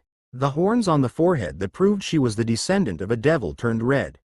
Earl Randolph Nim. He is like a sea. You can never tell where he ends. 620,000. Grand Duke Ariel Nim. 630,000. Earl Randolph Nim. A close match. Quadjik. Ariel caused a crack in the hall. She had an aggressive and straightforward personality. She wasn't greedy, but she wanted to get her hands on everything she desired, like a child. She didn't use dirty methods like Upa, but directly took action. She seemed to really want the Statue of Abundance. However, I had no intention of yielding. Ariel Diablo moved her eyes towards her demons. She wanted to check if there were any demons with more than 630,000 points. In other words, her limit was 620,000 points. But the expressions of the demons under her wasn't good. Ariel glared at me before looking away. She turned her head. Is there any more? The bid isn't finalized yet. No more demons wanted to bid. Dubalong seemed to sense this and sighed before clapping. The result was less than expected, but I had successfully defended it. Congratulations. The winning bid for the Statue of Abundance is Earl Randolph Nim with 630,000 points. Astral Code and the Statue of Abundance. So far I had bought those two things at the auction. The other demons judged that I used all my points and would develop new strategies. They relaxed now that they didn't think I could dominate the auction items. Thanks to the Statue of Abundance, they also found out that Grand Duke Ariel's faction had 620,000 points. Their minds were relieved, but they didn't know. They couldn't know. I still had close to 6 million points remaining. I gave a small smile. Be careless. Forget about my existence. And be surprised. I would soon destroy their common sense. No, I was aiming for it. Wreak havoc and make them panic. Soon they would be forced to wave a white flag. This was just the beginning. Now I was starting for real. With the next goods that showed up, I made bids of less than 200,000 points. The demons paid no attention to me. They thought I was trying to obtain more items with the low amount of points I had left. And the 15th item, the Sage's Leap. It raised a unique or lower grade skill up 1 rating. I had instantly bought it before last year's auction to upgrade Mind's Eye. The price started at 150,000 and reached 300,000 in an instant. Everyone was watching the top bid. 320,000. I finally opened up. In the end, I successfully bought Sage's Leap for 320,000 and the demons scowled at me. Their eyes were asking if I had any more points. I had already used 1.25 million points and my attitude seemed to confirm that I was still holding points. But they were still acting in accordance with common sense. However, that common sense wouldn't last long. The 18th auction item, don't be surprised. The body of an earth dragon. The hard scales and bones of the earth dragon clearly doesn't have any damage and it looks like it can move at any moment. The auction proceeded quickly. It reached the 18th auction and the demon's ear pricked up at Dubelong's words. Earth Dragon. The Earth Dragon was a creature that reached high class 4 LV. But they weren't easy to obtain. The Earth Dragon was born from a huge forest. In special cases where very old forests met certain conditions, the forest would transform into an Earth Dragon. But aside from that, not much was known about the mysterious species. The body of an Earth Dragon? The demons who liked research would naturally feel greedy. The body of an Earth Dragon was well worth it. A dwarf would be able to make many unique grade equipment with it. Materials that had many uses. After a while, the dark spirits pulled out the giant body of an Earth Dragon. A huge 20 meters in size. The body was covered with glossy, green scales. There were 2 empty, hollow eyes. The unquestionable quality of the magic power in the bones could be felt. Densely concentrated magic power filled the bones of the Earth Dragon.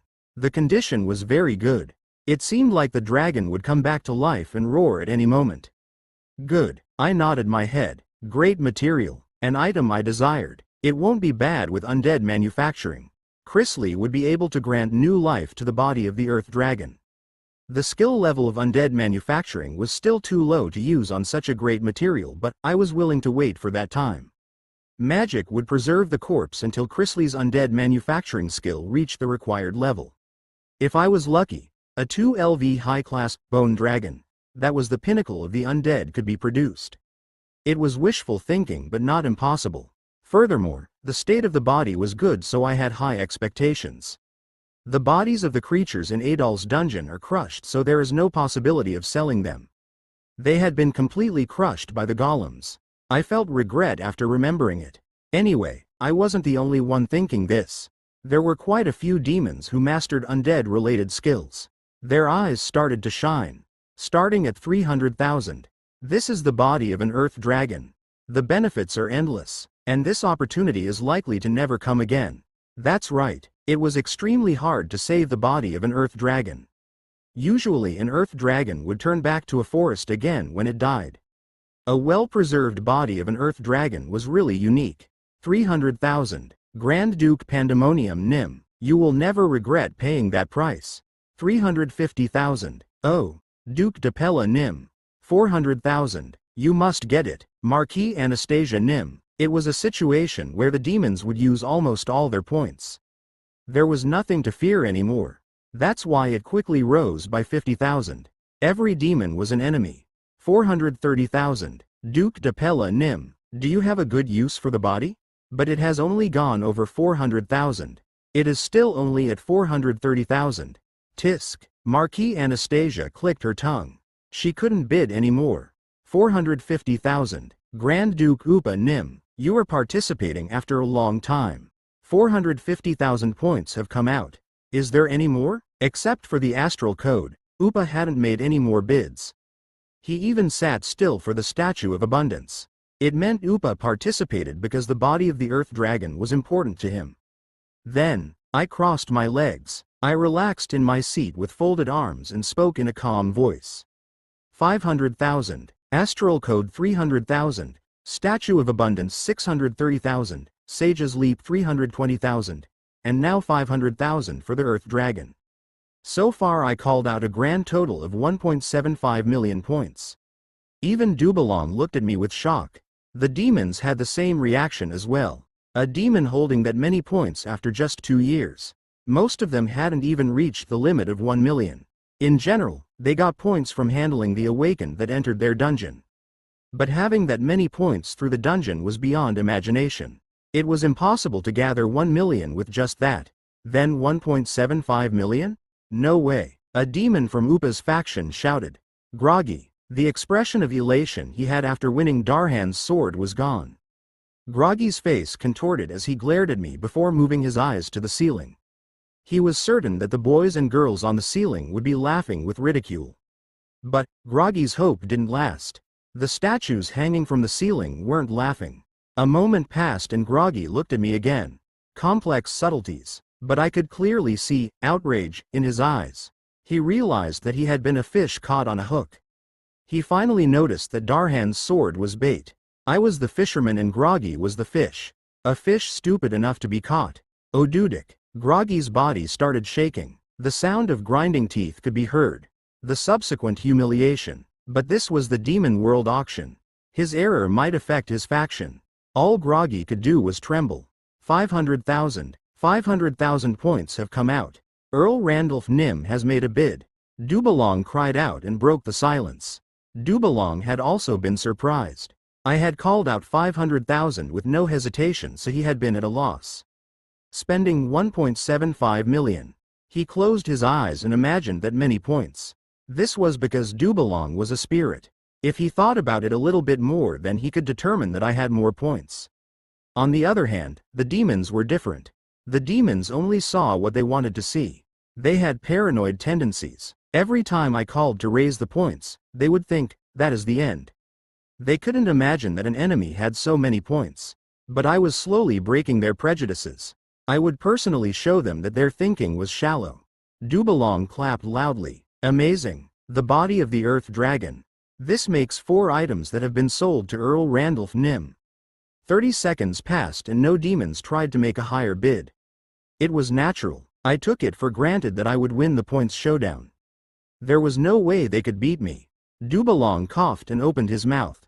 Now, there are still many items remaining. The following item is. Dubalong's expression suddenly changed. His playful expression had disappeared.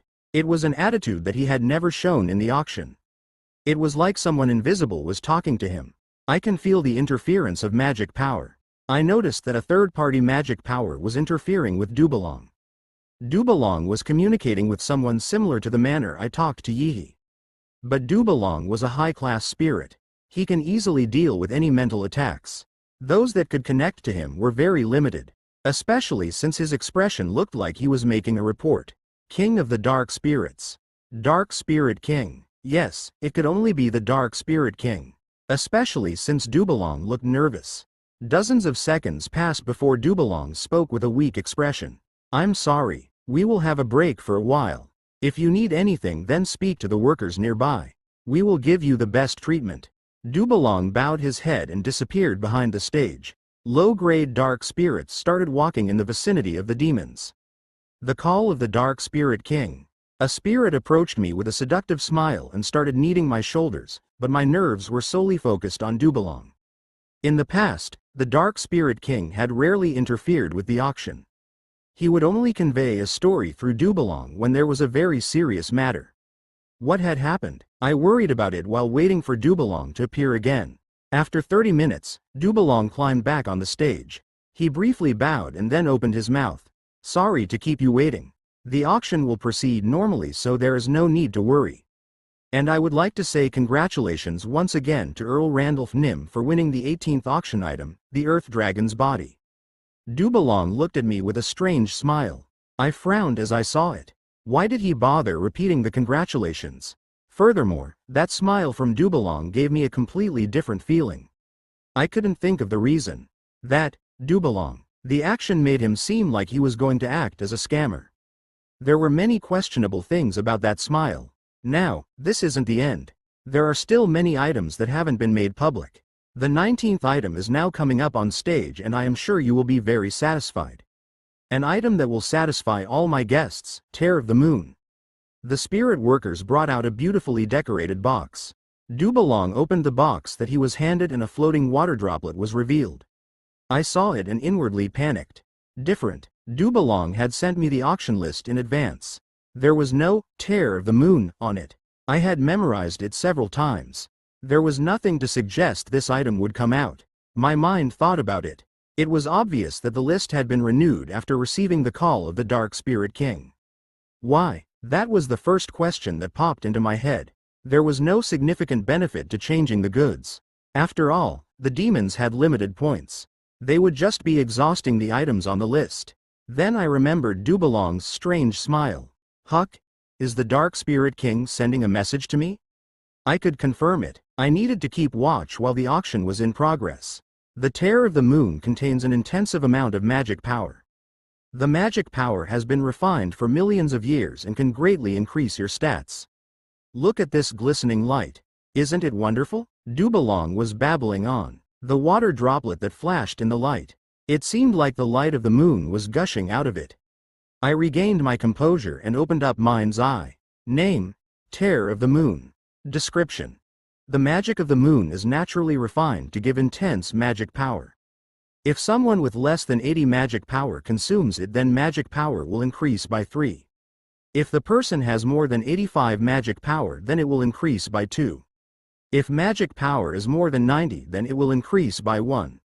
Asterisk asterisk, there is a very low probability of receiving the curse of the moon. There was a hidden option, but it was a very low probability, so there was no need to greatly worry. The question was whether I should purchase the item. Of course, the item depended on my stats. My pure magic power was 85. If I consumed it, then I could raise magic power by 2. It was an obvious thing to purchase, but I needed to think of Dubalong and the Dark Spirit King's intentions. First, I stared at Dubalong. I didn't know what their intentions were, but the Terror of the Moon was necessary for me. I simply couldn't resist it. I will play, so I would buy it. I would slowly figure out their intentions in the auction. We will start at 250,000 points. If any guests are low on magic power, then hurry and buy it. Don't miss this opportunity. 250,000. Earl Randolph Nim. The demons hesitated. They gazed at me furtively. However, I was still only looking at Dubalong. 270,000. It's been a while. Marquis Delat Nim. 270,000 points have come out. You will never regret this choice. Hurry and bid. 280,000. Well, nice to meet you. Duke Suguf. 300,000. A great strength. Earl Randolph Nim has bid 300,000 points. The demons that wanted to bid hesitated. The demons with more than 300,000 were the top-ranked demons and had high stats to prove it. Having magic power increase by 2 was tempting, but there were many items yet to be announced. Something that exceeded the efficiency of 2 magic power might come out. Even Darhan's sword could increase strength by 5 depending on the amount of blood absorbed. Congratulations! The Terror of the Moon has been sold. 300,000 points was an appropriate price. My mind couldn't feel at ease after winning the Terror of the Moon. This wasn't the end. I was the only demon who knew that the list had changed. I could roughly guess what would happen with the next auction. Then I will introduce the 20th item straight away. A contrast with the previous item. Smile of the Sun. Indeed, that wasn't on the list of items. Terror of the Moon and Smile of the Sun. Like a matching rhyme. It felt like the 2 items were split apart. I immediately used Mind's Eye. Name: Smile of the Sun. Description: the magic of the sun is naturally crystallized to give intense magic power. If someone with less than 80 intelligence consumes it, then intelligence will increase by 3. If the person has more than 85 intelligence, then it will increase by 2. If intelligence is more than 90, then it will increase by 1. Asterisk asterisk, there is a very low probability of receiving the curse of the sun. The moon and sun, these items increased magic power and intelligence. Would there be any added options from consuming both at the same time? Terror of the Moon, Smile of the Sun. Both had appeared in my previous life. And at that time, the different demons had bought and consumed it. I couldn't be sure what effect would appear. Why? I touched my jaw. I knew for certain that the Dark Spirit King was sending a message to me. Enemy or ally, gain or loss. In this world, there were no eternal allies. Despite having a secret agreement, this could be broken at any time. I needed to be more careful. This will start at 250,000 points. Unlike the Terror of the Moon, Smile of the Sun increases intelligence. Don't miss out on this opportunity. After a moment, one person opened up. 250,000. Marquis Anastasia Nim. 250,000 points have come out. Is there any more? Dubalong looked around. However, intelligence was a somewhat neglected ability. Unlike other stats, it had a less direct effect that could be felt. No one put up a higher bid. I was also troubled, but I should see it through to the end. I came to that conclusion and opened my mouth. 260,000. This made it 2.31 million. The total amount of points I used during the auction. The boy and girl statues were still not laughing. It meant I had the required amount of points. At this point, the demons couldn't help being curious. How the hell did I obtain so many points? The trend of awakened entering the dungeon was declining every day. The points revenue in the first year was better. However, I had even more points than the first year. They wondered what my secret was. Greed and interest flashed in the eyes of some demons. Even Grand Duke Okulos, who didn't have a lot of interest in anything, was looking at me. However, I couldn't afford to care about them. Smile of the Sun has been won for 260,000 points. Congratulations Earl Randolph Nim. Dubalong took a deep breath. Then he went straight to the next item. The long-awaited 21st item. And you should remember the sealed items that appeared in the last auction. If you are lucky, then you might even obtain an epic level item. It came again this year. A sealed cloak. The dark spirits emerged at Dubalong's words. A dark crimson cloak. There was soot everywhere and it looked dilapidated. This was the first time a sealed item appeared in this auction. Anyway, I was different from the other demons and could see the options. I opened Mind's Eye and a message window flashed in the air. Name: Sloth, Epic, Set Item. Description: the last work made by the mythical blacksmith Oswin that even the gods opposed. Characterized by the 7 deadly sins, the evil contained in it was so powerful that Oswin reportedly went crazy. The only virtue of a king is sloth. Asterisk agility +7. The epic grade skill, Sloth, can be used once every 7 days. A 7 sins set item has been found. Collecting the same type of set items will increase the effect. A penalty will be given for the very high seal. Strength -10 for 72 hours.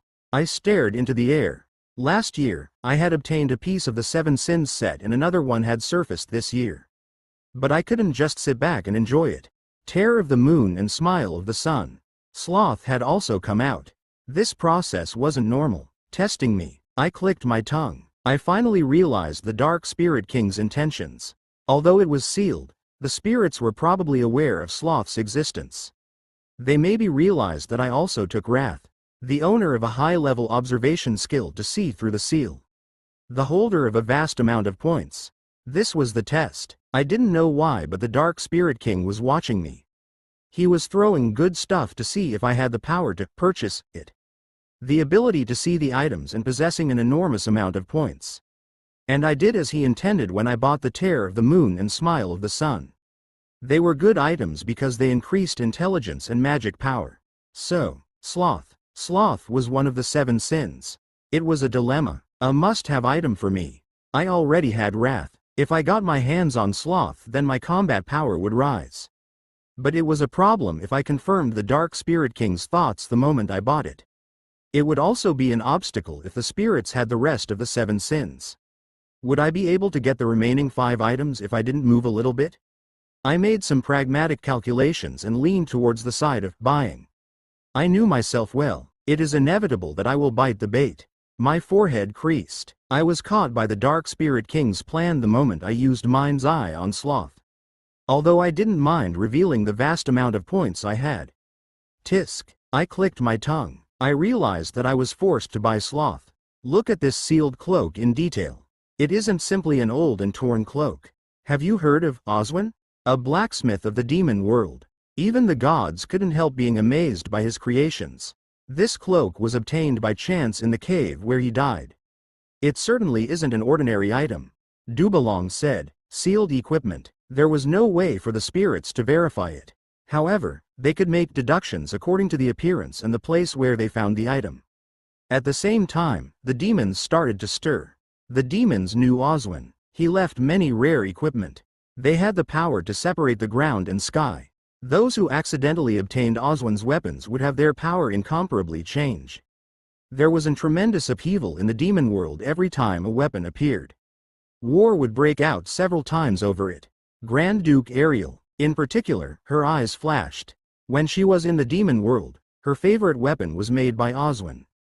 If Ariel's patent skill, Abyss Sword, was used with Oswin's sword, then it would turn many demons into powder. But shortly after that, the 72 demons were forced to leave the demon world to compete in this world. All weapons were taken away, and as a weapons master, she felt greatly disappointed. Although it would be worth it if she could buy the cloak. Hearing the name Oswin was enough. She is aiming at it. I touched my wrinkled forehead. I wasn't informed about Sloth. But if I bought it, then a conflict would break out. Maybe the tear of the moon and smile of the sun was to figure out if I had the power to purchase sloth. It was so obvious that a laugh couldn't help coming out. Dubalong gave a wily smile and opened his mouth. The starting points of a sealed item is exceptionally high. 300,000. 300,000 points. 300,000. Grand Duke Ariel Nim. This isn't necessarily a winning bid. The first one to move was Grand Duke Ariel. She had a combative stance. Ariel's purchase limit was 620,000 points. This limitation was revealed thanks to the Statue of Abundance. 350,000. Duke de Pella Nim. 600,000. Quote ellipsis exclamation mark. Grand Duke Ariel Nim. A troublesome contention. A move with the intention of winning.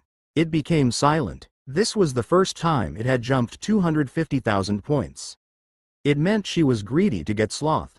There was Oswin's name, but Ariel also had a discerning eye.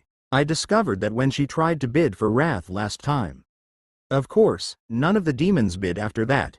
From the beginning, not many demons had more than 600,000 points. 630,000. No. Earl Randolph Nim. A great strength. And somehow it is a familiar figure. Was it enough? Dubalong shook his head. He already knew that Ariel's limit was 630,000 points. In fact, it could be seen just from Ariel's expression. Deeply furrowed eyebrows, firmly closed mouth, an expression that made people feel discomfort. But that wasn't the end. The usually sharp two horns grew even further. Blood seemed to flow into her red eyes. She moved from her seat and stood in front of me. I shrugged and remained sitting down. In an auction, the basic strategy was to determine the limits of the enemy and try to bid higher. Are you trying to push ahead without having enough points? Rude bastard. Who do you think I am? I'm not someone you can face. She was Grand Duke Ariel. Despite her character, she had the nobility and elegance of a Grand Duke. I had to admit it. Upa was sneaky. Pandemonium liked criticizing, and I never knew what Okulos was thinking. It wasn't a normal personality. But I was immune to her anger. The auction is now in progress. Please refrain from any actions detrimental to the auction. Dubalong, who was watching, said. The Demon World auction wasn't a place to make trouble. Demons competed with each other through points.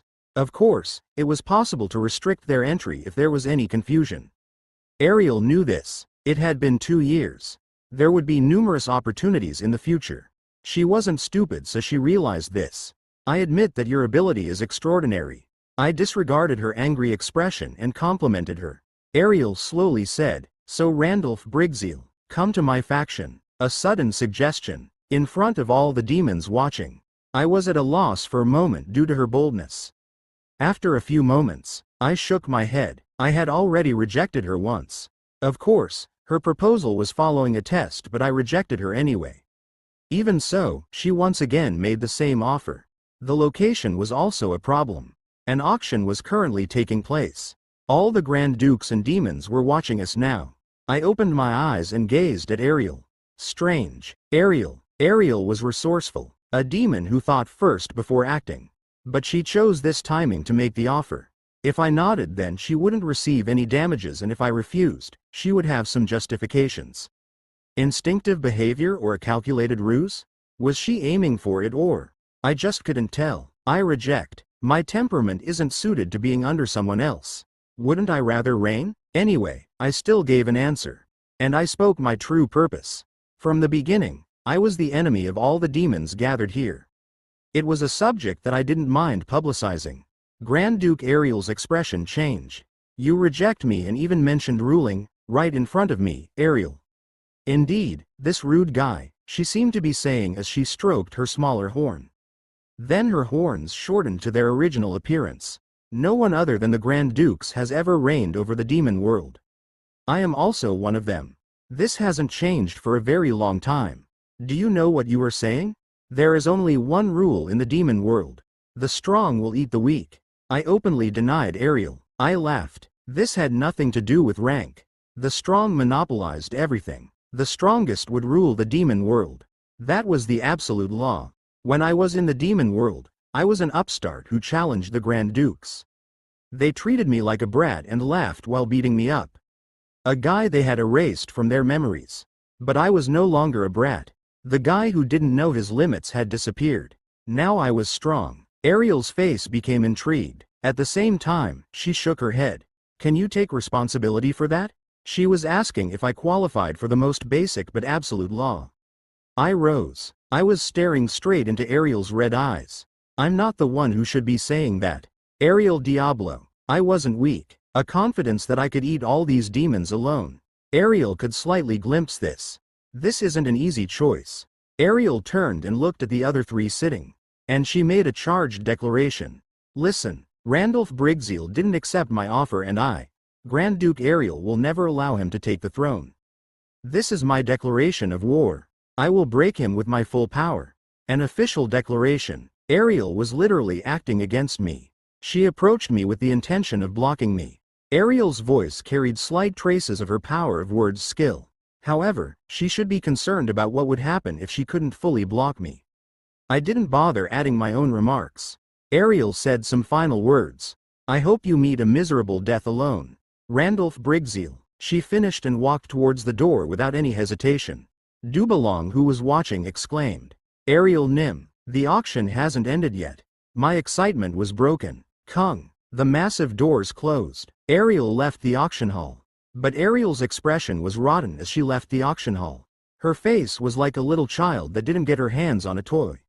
The auction continued. They were at a loss after Grand Duke Ariel disappeared, but soon the demons took part normally in the auction. In the end, Grand Duke Ariel was the only one who left the auction. But as a result, the atmosphere changed. First, the attitude of the demons towards me changed. Grand Duke Ariel's remarks made me emerge as a stronger presence. It was still lacking, but it was just a matter of time. Powerful creatures, 2 dungeons, and the humans slowly growing. The demons didn't know all my hidden cards. If I was given a little bit more time, then I would show them the power of an individual with no faction. Now I had to be satisfied with a little awareness. However, I would soon be standing side by side with the Grand Dukes for the throne. Furthermore, my true purpose was a complete victory over my competition. My goal was to make them fear me and become impatient. I had come close to that goal in 2 years. From that point of view, Ariel's behavior was the bigger income.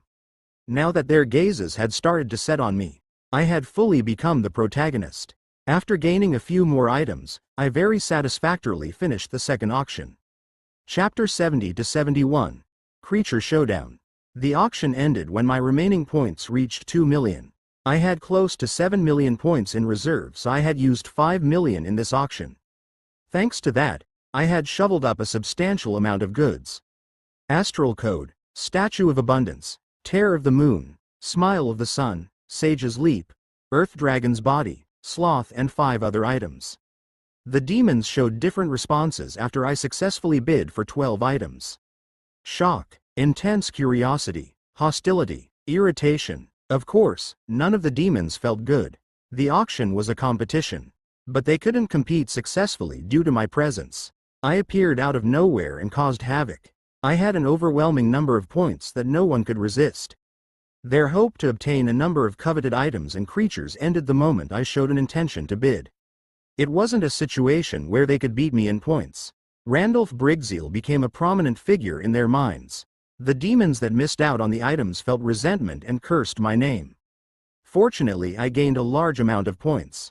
I smiled. I couldn't be dismissed. In reality, most of the demons would think like that. I had a high-class creature like Gigantes and provoked Ariel. I had successfully engraved my image, unlike the first year. I showed my power and influence to the other demons in my second year. In the third year, fourth year, as the auctions gradually progressed, my influence would spread. The demons couldn't easily feel a sense of crisis and would wait to act. But little by little, their mistakes would start to stack up. Things would go wrong. Mistakes would be made. Before long, the action that I started in the first auction would snowball out of control. In short, I was at the point where the snowball had started rolling. It depended on how far my capabilities could grow. The difference between eating them all at once or spreading it out. So far I was quite successful. Anyway, the auction featuring 100 different items was over. But still, the Demon World auction wasn't over. There were many goods that didn't receive bids in the auction. There were also previous items insufficient for the auction. Those things were gathered like rubbish at the market. The quantity amounted to hundreds of items. The display on the outskirts of the castle caught the eyes of the demons. This was a public place where they could purchase free things. Buanorong's fork, a famous fork that was stabbed into a dragon's eye. Selling a bouquet of Selenar flowers that emit a strong poison. Selling 50 orcs from the hard stone environment. The salespeople were obviously the dark spirits. But they weren't on the same level as Dubalong. It was all workers gathered here. It was unlikely that I would be able to find items that matched the auction. At best, they were the rare grade. There were also some very good intermediate creatures. At first, the demons were interested, but that waned. Unlike the auction hall, there were no checks to hold back the invisible tension between factions. The rules prohibited direct battle, so they had to rely on the creatures that accompanied them. Except for some demons, most of them were accompanied by unusual advanced creatures. Some were creatures that could be obtained in stores and were bred like Adolf, while others were received as rewards for particular achievements. They carefully selected the creatures in their dungeon. Therefore they had extreme confidence. Suguf, why are you only accompanied by an ogre? But Upa was an exception. Pagan Greely couldn't participate in the auction and there were problems with some of Upa's participants. Suguf Valhalla's expression changed at Upa's question. He had used the Shades and Shadow Sinners in the United Kingdom to try to gain points. If it proceeded as he planned, then he would have racked up a lot of points and impressed Upa. But now a demon with the rank of Duke was only followed by an ogre. It wasn't even a twin-head ogre but a general one. There was such a gap between them that they couldn't be compared. So Suguf felt it was really unfair. I'm really sorry. Of course, he didn't express that unfairness. How could he say that the human awakened killed them? They had thrown his calculations into confusion. Thanks to that, he wasted 500,000 points. It was the reason why he needed to take a passive attitude in the auction. Was he too dismissive of the awakened? Just thinking about it made his head throb. There is no one decent. Grand Duke Upa clicked his tongue. Suguf and Groggy were in his faction, but he didn't favor them. He didn't know why, but the quality of their creatures was poorer compared to the other factions. There was even someone stupid enough to bring an intermediate level creature. The four factions were making assessments to determine the weakest one. The weak would die, never show weakness. The nature of the demons was strength. This could be judged through the creatures that accompanied them. But he was pushed from the start. It was inevitable that Grand Duke Upa's expression didn't look good. The monster waves of the demons in Grand Duke Upa's faction failed, but they didn't know that this was engineered by Randolph Brigzeal and the Devil Hunters. Even if Upa knew the situation, he wouldn't feel any sympathy towards the demons. Upa Nim, don't worry, aren't I here? A demon said confidently. The worried look in Upa's eyes was dissolved. Vasak, yes, you are here. Vasak Mentum. Out of Grand Duke Upa's 3 dukes, he was the one with the fastest mental calculations. He was accompanied by the advanced 5LV creature, the King Wyvern. A large creature 5 meters in size that covered the sky. A hidden card that would change the atmosphere. There were less than 5 demons that were accompanied by a King Wyvern. Those people who looked down on our faction, Vasak Mentum, will directly execute them. I will believe in you, Upa said with a determined expression. At the same time, Vasak glanced at the other demons in the faction. He was elated about proving his authority. Out of the 3 dukes, he had succeeded in gaining Upa's trust. Of course, the face of Duke Suguf Valhalla looked like he were swallowing shit. Upa Nim, are you really going to leave him alone? Groggy interrupted. His face was still flushed from being fooled into buying Darhan's sword and the cursed Yeti. His body was shaking because he couldn't suppress his anger. He didn't know what was causing this. The one that Grand Duke Upa and the other demons were gazing at. The only neutral demon. The name, Randolph Brigzeal? That guy was buying goods at the market. He really had a lot of points in reserve. The vein in Groggy's neck throbbed. He is defying us. It is like a dog suddenly trying to climb up. Anyway, we will teach him not to look down on our faction.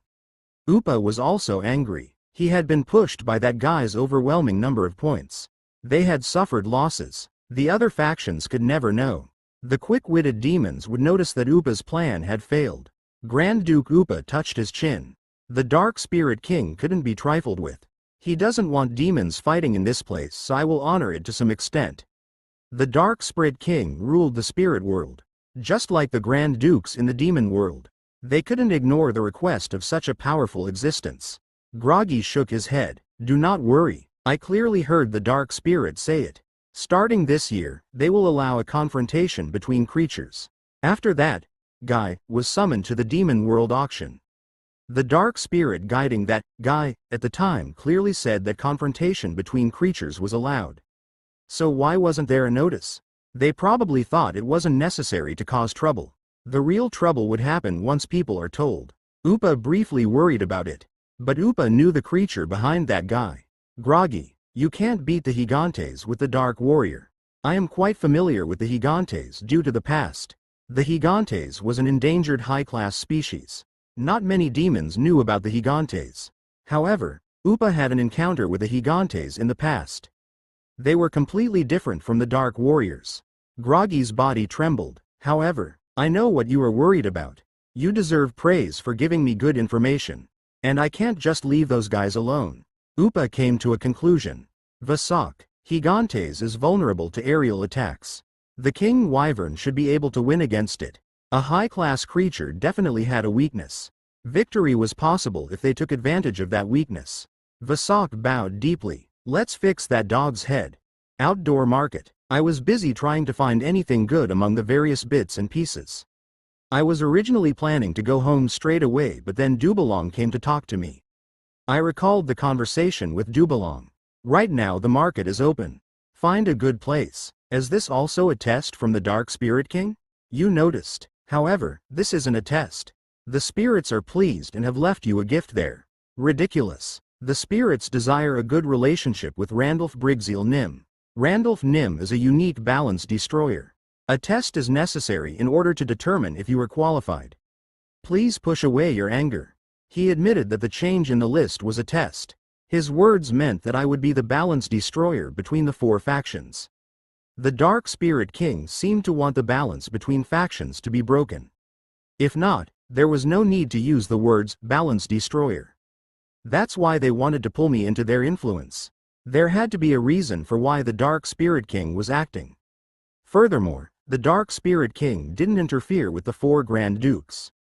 They already accomplished everything and didn't need the help of the Dark Spirit King. His help would be less effective. But it seemed to be different when it came to me. Controlling me as food? Laughter emerged from my mouth. Perhaps they really had such thoughts. It was foolish not to be conscious of the demons.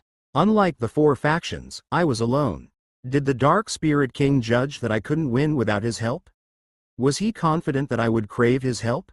How funny. I was comfortable with the help of the Dark Spirit King as long as it wasn't a big hindrance. The Dark Spirit King was overlooking me. I don't need to accept it. I shrugged and focused on finding the gift. I would receive it. I just didn't know what it was. Therefore I searched every inch of the market for mind's eye. The items had low prices. If I saw something that looked moderately good, then I didn't hesitate to buy it. Anyway, I still had a lot of points remaining.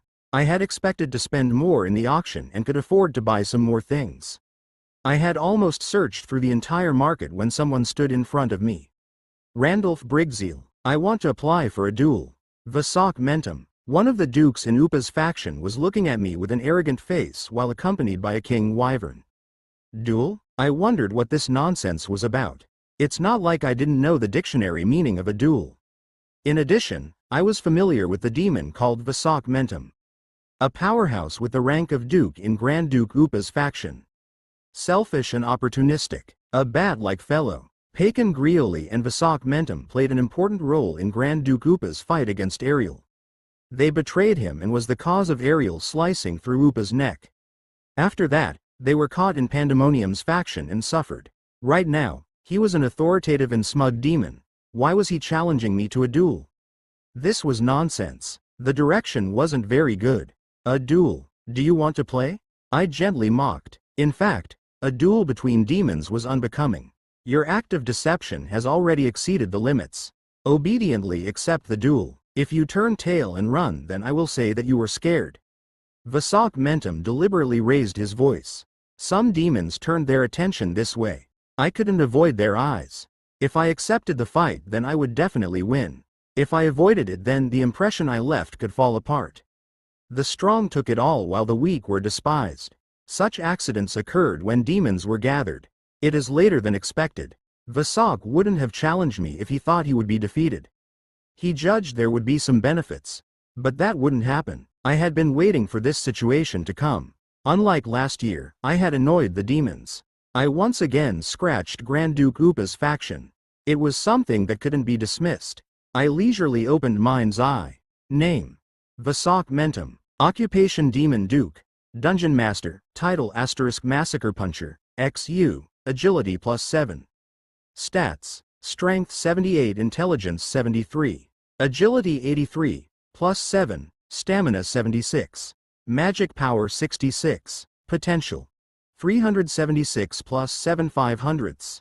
Uniqueness: none. Skill: Danger Detection. U. Strength of the Punch. U. Wyvern Pilot. XU. Relative comparison: Vasok Mentum. Strength 78, Intelligence 73, Agility 90, Stamina 76, Magic 66, Potential 376 +7 500ths. Randolph Brigzeal. Strength 89, Intelligence 74, Agility 77, Stamina 82, Magic 93, Potential 392 +23 500ths. In my previous life, the Duke had bought a skill in order to control a demonic dragon. Perhaps that changed to Wyvern Pilot. The only stat that was higher than mine was agility. The stats were similar to that of the other dukes. An average of 383. I had a total of 415, so it wasn't much of a burden. The skills also weren't worth noting. Right now, the word overpowering popped into my mind. There were no elements where I was lacking. I accept the duel. I shrugged. This was the spirit world, but I wasn't the one applying for a duel. Plus, the Dark Spirit King was intending something, so I was likely to get away with the duel. Vasok laughed. You are misunderstanding something. I don't intend to fight with a dog. We will compete with our creatures. Randolph Brigzeal. I see. I couldn't understand his positive attitude. I would let him know who had the role of a dog one day. I looked at the king wyvern behind Vasok. A giant size of approximately 5 meters. An advanced 5 LV flying creature. It was advantageous against non-agile creatures like a Gigantes. But those predictions were confined to a general Gigantes. My Gigantes had belonged to a god. There was bound to be a difference. There was a slightly different configuration of the skills. For example, a common Gigantes had the skill arms of the earth, XU. This gave the Gigantes a physical body beyond that of other high-class creatures. But my Gigantes had the epic skill Gigantic Slash. It had the ability to destroy everything around it. It could even threaten the king wyvern flying in the sky. A typical Gigantes wouldn't win against a king wyvern, but creatures with the name king or queen were generally a bit stronger. The king wyvern was no different. It was a very good creature to take out a Gigantes. However, my Gigantes wasn't normal. I said with a smile, Gigantes, kill that bird. Grr, kill, Kung. Gigantes took a frenzied step forward. Gigantes liked fighting, and that could be a weakness. He wouldn't feel good about not being able to take action against the king wyvern. The dark spirits selling items and demons in the area urgently evacuated. No one appeared to stop it, so it was implied that a confrontation between creatures was allowed. Soon only Gigantes, the king wyvern, Vasok and I remained in the area. I was looked at the fight with folded arms. Kiake. The king wyvern spread its huge wings and flew as Gigantes approached. It quickly flew out of range of the club. The giant had a heavy build. But an even more surprising scene occurred afterwards. It folded its wings and started to dive down. The movements weren't ordinary. It was obvious that Vasok's wyvern pilot, XU, had a significant impact. Is he controlling it? It wasn't simply piloting. The skill meant he could move the wyvern's body like it was his own. This wasn't a 1-to-1 fight, but was 2-to-1. Gigantes had 2 opponents. Puhung. Gigantes swung his club towards the king wyvern, diving to the ground. The king wyvern momentarily spread its wings and slowed down. At the same time, its entire body turned silver like steel. This was the king wyvern's iron armor, XU, skill. Quakwang. The king wyvern literally flew into the ground. A giant hole was created in the ground. Gigantes narrowly avoided it but received some damage. The right shoulder joint was badly injured. An unnatural air attack was hard to anticipate. Kill. Win. Gigante's face was flushed. Kururung. He quickly activated Arms of the Earth. The surrounding land started to form a wall. The wall wouldn't let even a fly in. But the king wyvern was persistent. It flew into the sky just before Arms of the Earth was activated. Gigante's gesture indicated that the skill was going to be used. Agility wasn't one of his characteristics. Gigantes cancelled the skill and moved his feet. It had been one-sided so far, causing him to feel anger. Then a sneaky look appeared on Vasok's face, who was controlling the king wyvern. I will accept if you are willing to surrender. It would be a pity for a high-class creature to die. I didn't bother answering. One attack could turn the situation around. Gigantes still hadn't shown his competence. He had just panicked for a moment due to the irregular attacks. Kill. Win. Gigantes swung his club towards the sky. Anyone else watching the struggle would be laughing. However, I recognized that movement as Gigantic Slash. An absolute destructive skill that destroyed everything in front of it. Magic power solidified and pushed forward. KWA Kwang. The momentum cut into the sky. The entire space started shaking. A formidable amount of magic power was condensed and struck the king wyvern.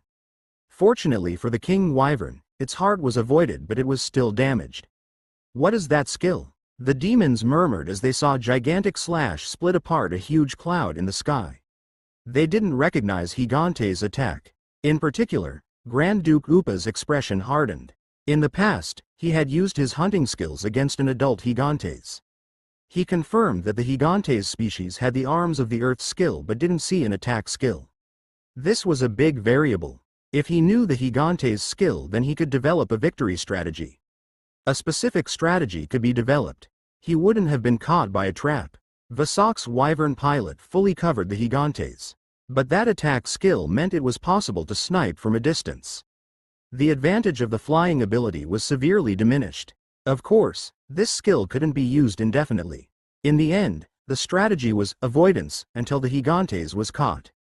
However, Upa's expectations were significantly off the mark. Gigantes never stopped shooting out the Gigantic Slash. The clouds floating in the sky had already been torn apart. Was it an infinitely activated skill? The king wyvern became increasingly more passive. The demons in Upa's faction watching the two fight could only swallow their saliva. The fight where victory seemed obvious was flowing in a weird direction. Vasok's actions caused a big sneer from the other three factions. Upa couldn't tolerate it. Kiek. But it was impossible to avoid an unlimited skill. It wasn't a situation where the king wyvern could avoid the attacks. The likelihood of winning decreased, and finally Gigantic Slash hit its right wing. The king wyvern lost its balance in the air. Gigantes didn't miss this chance. He swung his club once again and KWA Kwang. The king wyvern was split in half. Cholbudak. The body of the king wyvern fell to the ground. Blood was gushing out. The area was filled with silence. Vasok and Upa trembled with anger. I casually said, "You are the dog." The role assignment ended. In the end, I was the winner. Upa's faction quickly left this place. The situation ended miserably and they ran away. I looked at their backs with scorn. I won the fight they started. It was also in the middle of all the factions watching. I couldn't imagine how angry they were. Anyway, Upa couldn't overcome the loss from last year and his image took a turn for the worse. Maybe some people didn't care about strength, but they were demons. I once again started to look for the gift from the Dark Spirit King without paying attention to the demons. After 30 minutes of searching through all the items, I managed to find one result. I confirmed the details of the item with mind's eye. Name: Spirit King's recipe, description, and paper written by the Spirit King. ++ a unique rated observation skill is required to read more. It must be this. There was only one item that mentioned the Spirit King. Recipe. This was the gift? I dubiously looked at the paper. It was at that moment. Incredible achievement. You have passed the test of the Dark Spirit King. This achievement is part of the Dark Spirit King's set, and will add to the achievement score. If more of the Dark Spirit King's set is obtained, then further compensation will be received. 1 million PT will be paid. Seed of the World Tree has been obtained. The Demon World auction has ended. Be prepared for the forced transfer. 30, 29, 28. Chapter 72 to 76, World Tree. After the forced transfer back to my dungeon ended, I opened my eyes to see Yi. Her wings were flapping as she flew round and round. You came back, master. Calm yourself. Yi flew down and lightly settled on top of the dungeon core. Yi had a spirit body but could make contact with the dungeon core. Master, listen to Yi's words. Isn't the scenery on the 15th floor pretty after I planted the Flower of Eternity? Yi chattered without any concerns. The Flower of Eternity was a gift I gave to Yi after the first auction. A rare flower that bloomed forever. I replied lightly, right, the bees are also moving. Yi is really looking forward to the delicious honey that will be created. Right, but master, do you have a gift for Yi this time? Yi was anxious as she waited for the answer. It was the reason she suddenly brought up the Flower of Eternity out of nowhere. The fairy of the dungeon core wanted something from the dungeon master. I inwardly shook my head when thinking of this behavior. It will come soon. He got something for Yi from the outdoor market. Despite the irregularities created by the bees, she had excellent dungeon management skills. Yi's clear, jewel-like eyes blinked. Her wings flapped like a motor was attached to it. Wah, Yi isn't mistaken? Then I will guess what it is. Acacia flower, night flower, rapeseed flower. Yi, master, honey harvested from these flowers will be sweet. Also, all types of flowers. It was evidence that she really loved flowers. Yi gave a list that was tailored to her own tastes as she chattered. A crack soon occurred in the surrounding space. I was receiving the items I had successfully bid for. They started to appear. There are a few usable goods purchased from the outdoor market as well. Once everything purchased from the Demon World auction appeared through the crack in space, Yi's mouth opened with admiration. Her attention was focused in one place. King bee. A large bee 1 meter in size. It was a low-grade creature. It wasn't sold in stores but I discovered it at the outdoor market. I remembered Yi talking about the king bee one time when she was harvesting honey. Yi instinctively recognized that it was a gift for her. But its appearance was overwhelming. Unlike ordinary bees, its antennae were sharp and pointed. It had a big mouth and wide eyes. If dozens of them were gathered, then it would be a terrifying sight. It was sometimes referred to as the bee penalty. Cute. However, this was like a feast for Yi. Yi gave a big laugh and disappeared with the king bee. I shrugged as she twisted her body around and waved her fingers. It was a gift that matched her heart. She had noisily called out, "Master, the best." After that, I looked through the items purchased at the auction and grasped the astral code. First I have to use this. I opened Mind's Eye to once again check astral code's options. Name astral code, U. Description. Add one option to an item.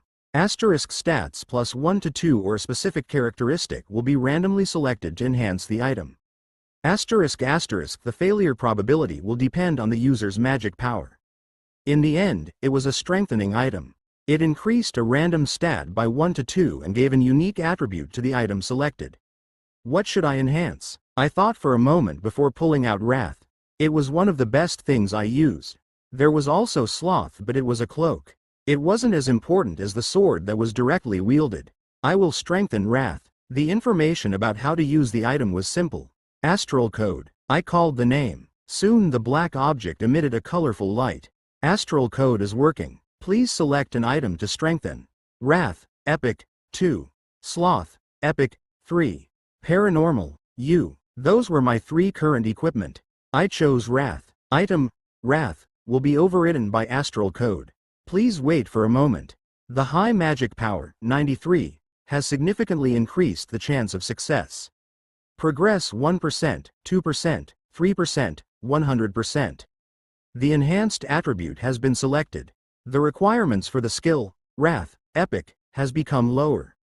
If you have more than 76 intelligence, then you won't be taken over by the abnormal state. I gripped my fists tightly.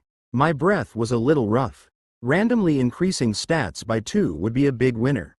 But the enhanced attribute, it lowered the intelligence requirements for the Wrath skill. Right now my intelligence was 74. This meant I was almost unaffected. Previously, I wouldn't have dared use the skill unless I had over 80. Astral Code had fixed a persistent problem. It is a good start. It was just the beginning. I immediately looked at the Spirit King's recipe. A recipe gives instructions on how to make something. Dark Spirit King. What was he intending when he handed me this bundle of paper as a gift? It was in the form of a few expensive pieces of parchment paper tied up. I untied the paper and read the words written on it. But the letters were blurry. It was impossible to confirm with the naked eye. Hidden options. A unique grade observation skill was required to read the words. I immediately took a look at the letters with mind's eye. The Spirit King's recipe has been confirmed. The rating of mind's eye is higher than the rating of the seal. No penalty will be given. The message windows that subsequently rose up. I ignored it and read the words written on the recipe. A unique combination skill is required to make the items listed in the recipe. Tear of the Moon plus Smile of the Sun equals Magic Crystal, Curse. Magic Crystal, Curse. Plus Elixir plus Unicorn Horn equals Magic Crystal, Pure. Magic Crystal, Pure. Plus Seed of the World Tree equals Germinated World Tree Seed. Only 3 lines. However, the 3 lines were very meaningful. Germinated World Tree Seed? This? I was at a loss for words after reading the recipe. World Tree. The best structure for extending a dungeon. A tree of life that was worth more than 10 million points alone. In my previous life, no one could obtain it except for Okulos. But I could never figure out how Okulos obtained the World Tree. I took a moment to be impressed. I have to do a combination. It wasn't simple to make the seed of the World Tree germinate. Combining things was a must to make it germinate, but no one would use combination on a seed of the World Tree. The seed itself was expensive and not easy to obtain. In my previous life, it had only shown itself a few times at the Demon World auction. At most 3-4 times? There was a higher chance that a wrong mix of items would be combined. Then it would become a completely worthless item. A gamble. However, it was a different story with the recipe. Of course, the Dark Spirit King gave it as a gift and it was unlikely he was deceiving me. The Dark Spirit King was hoping that the balance would crumble. He selected me after the tests. One of the fastest way to expand a person's power was the World Tree. The reproduction rate of the creatures would increase and earth spirits would automatically be generated. The roots could be used to create high-grade items. The problem is skill combination. Skill combination, R, wasn't able to combine any items. I contemplated for a moment as I looked at Sage's Leap that I purchased. Name. Sage's Leap. Description: Alchemy can increase the rating of all skills unique, U, and below. If used on a unique, U, skill, it will increase half a step towards exceptional unique, XU. There will be no effect on higher ratings. A rare skill rating would increase to unique. Unique was literally unique. Changing something from rare to unique would have a high value. Raising the rating of skill combination might lead to a skill-related combination skill. Normally the behavior would change, but Sage's Leap is random. I worried over whether to use it or not. But the store didn't sell any unique combination skills. No, skill combination, R, was the only choice. The only other ways to find it was through the Demon World auction or rewards for special events. That was currently impossible. It can't be helped. The roads I could go on were very limited. Waiting a year for the next Demon World action would take too long. I also couldn't be certain it would have it. It was more likely all that time would be wasted. I would have to pray that a skill that could combine items would emerge. Besides, the Dark Spirit King would have pre-calculated something like this. The Dark Spirit King knew all the items that weren't shown in the auction. If he judged that I didn't have the appropriate combination skill, then he would have offered it. It meant I could resolve it myself. I held Sage's Leap to my tongue and drank it. The Sage's Leap has been consumed. Please select a skill to raise the rating. Skill combination, R. He was only capable of raising one skill. The rest was epic skills, so Sage's Leap would have no effect on them. Anyway, it had already started. No regrets. The skill selected has raised its rating. Skill combination, R, has been changed to combine everything, U. An unfamiliar name. I never heard of it in my previous life. I carefully looked at the description of the skill floating in the air. Combine everything, everything in the world can be combined. But there is a limit, unlike the tremendous name. It is possible for the user to combine the majority of things. I nodded. Fortunately, this was a skill with a very wide versatility. Good. I smiled with satisfaction as the result was even better than expected. Now I just had to follow the steps as it was written in the recipe. Tear of the Moon, Smile of the Sun, Elixir, Unicorn Horn and Seed of the World Tree. I didn't think a world tree would appear in my dungeon already, so my hands were sweating. Okulos had received a huge benefit from the world tree. He had good quality creatures that other demons didn't dare go against. He still had a favorable position, but I was the one who would obtain a world tree first. South Korea's dungeon would be worth 5 different dungeons. Considering that it had only been 2 years, I had widened the distance. Besides, I had 1 more seed of the world tree. If I found a way, then I could have 2 world trees. Unprecedented, a surprise that I didn't think would happen. So my excitement was visible. I shifted my attention to the recipe again. And I opened the store to buy the remaining goods needed. Magic Crystal, Pure, and Seed of the World Tree has been successfully combined. The result is a very successful combination. Germinated World Tree Seed has been completed. Elixir and Unicorn Horn. Fortunately, both of them could be purchased from the store. Once all the materials were combined, the only thing left was a germinated seed. It was only the size of a thumb, but the potential was endless. If it was buried in sunny ground, then it could grow hundreds of meters into a giant tree. In my previous life, I had seen Okuyo's world tree 2 times. A truly dignified form, a magic power that would make someone overwhelmed and at a loss for words. Creating an electrifying presence, I could confidently say that it was one of the most beautiful things to exist in the world. This is why the elves will wage war over the world trees. Of course, the world tree itself brought great benefits. But the elves had a lot of ego and pride about the world trees. The giant tree was the root of the elves' vitality. It was why only the strong elves could live near the world trees. There isn't much information written, but it is enough. The recipe was real. I could know for certain that the Dark Spirit King was favorable to me. Usually I would find receiving gifts a burden, but this time I didn't care. I had used a colossal amount of points at the Demon World auction and would continue to do so. It was a role designed for a lot of entertainment. This was enough to deserve it. There might be a problem, but such things hadn't happened yet. Even if I refused their favor, there was no way for them to hurt me. VIP. I used more points than the factions. I would receive the greatest gains in the Demon World auction, and the Dark Spirit King wouldn't receive any damages. They might feel resentful, but that was all. I carefully held the seed and moved to the 15th floor.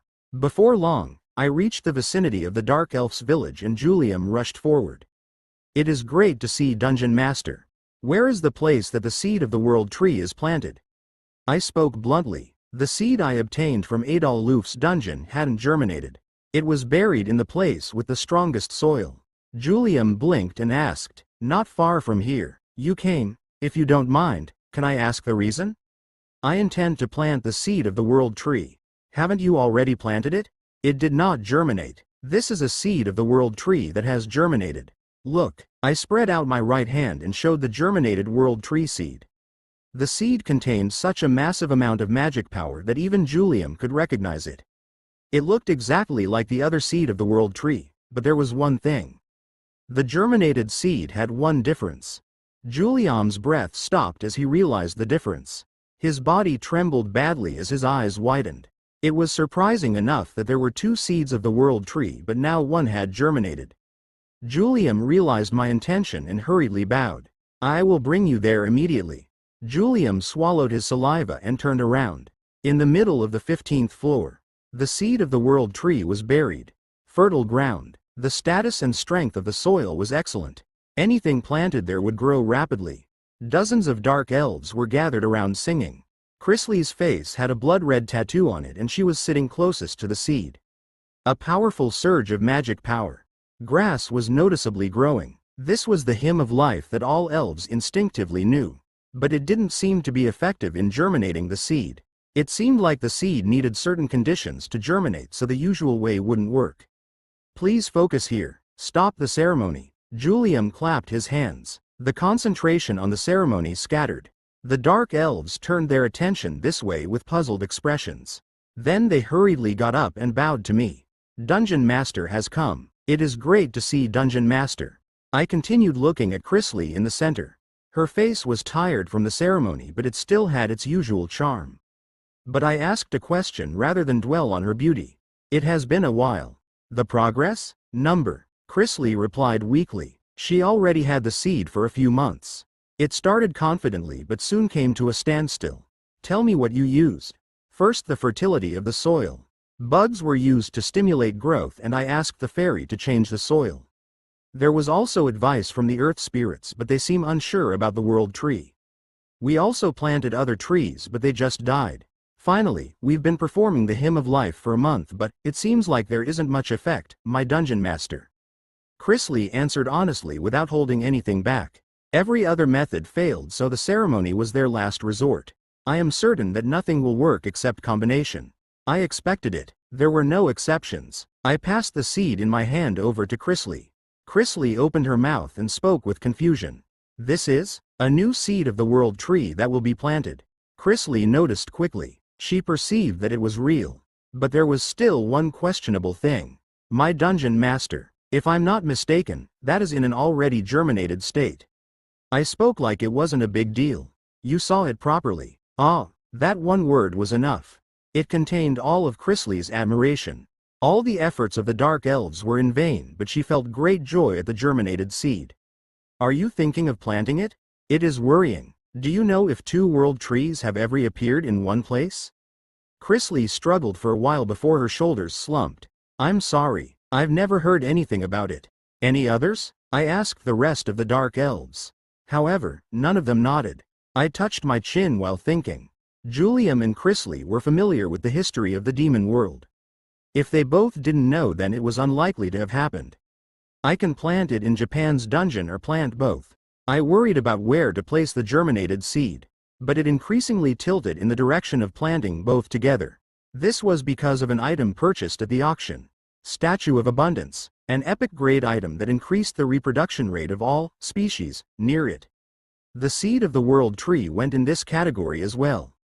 It also had an impact on growth. If I moved a seed to Japan's dungeon, then it wouldn't receive the effect. I made a decision and said, plant both together. Will it be okay? We don't know a lot about the world trees. There is no knowing if the other one would grow properly even with the germinated seed.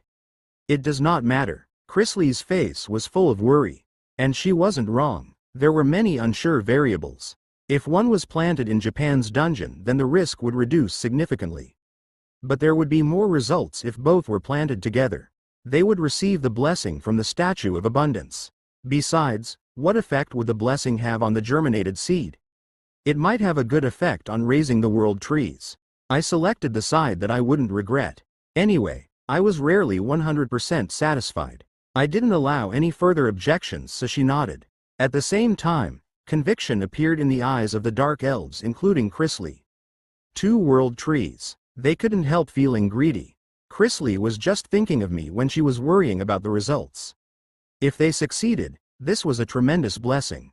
No, they would be able to enjoy unprecedented benefits. This is definitely the place with the most fertile soil? Certainly, Chrisley replied confidently. I took out the Statue of Abundance from the magic bag. It was a 1.5 meters stone statue of a plump woman smiling. The dark elves stared curiously, but I didn't pay any attention and invoked the blessing. Statue of Abundance. A window popped up in the air. Only one species can receive the blessing of abundance. The range of the blessing is a 50 kilometers radius around the status, and the effect will disappear outside this range. This is a list of the species that exist in the vicinity. Please select a species to give a blessing. Dark Elf. 1000-year-old tree. King Bee. A list of species that existed in the vicinity came up. I found World Tree at position number 12. The germinated World Tree seeds seemed to fall under it. After World Tree was selected, a bright light poured from the Statue of Abundance. The light spread through the 15th floor of the dungeon and gathered at the seeds of the World Tree. The blessing of abundance has been given to the World Tree. Its growth rate will increase significantly and it will grow up more healthy. A blue light shone around Chrisley's hand and the seed. The blessing was given properly. I didn't know how much help it would give, but it would have some effect. Plant it. Yes, Chrisley replied with a tense expression. She chose a place a little off from where the seed of the world tree was already planted. She moved her hand through the dirt and carefully buried the seed. Then she covered it with dirt again. Puhung. The ground started vibrating. The fertile soil started being affected. But that wasn't the end. A small bud shot up from the dirt. The size was only a few centimeters, but it gave off an intense vitality. Ah, world tree? World tree? The dark elves were at a loss for words. They stared at the bud of the world tree with thrill. They were so ecstatic that tears started falling from their eyes. The dark elves sank to their knees and welcomed the world tree. They had never showed that reaction to me, who was the dungeon master. Chrisley and Julium were thrilled, but they had self-control.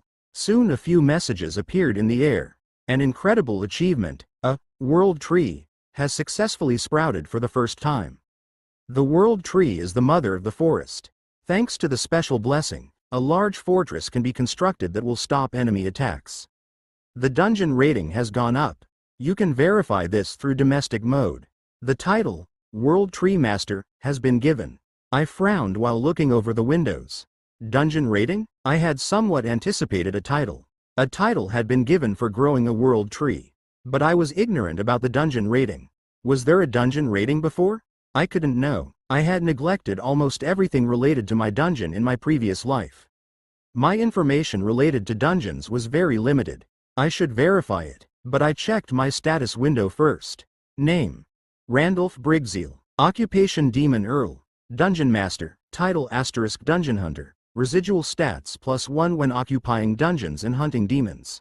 * Indomitable Warrior. XU. All stats +2.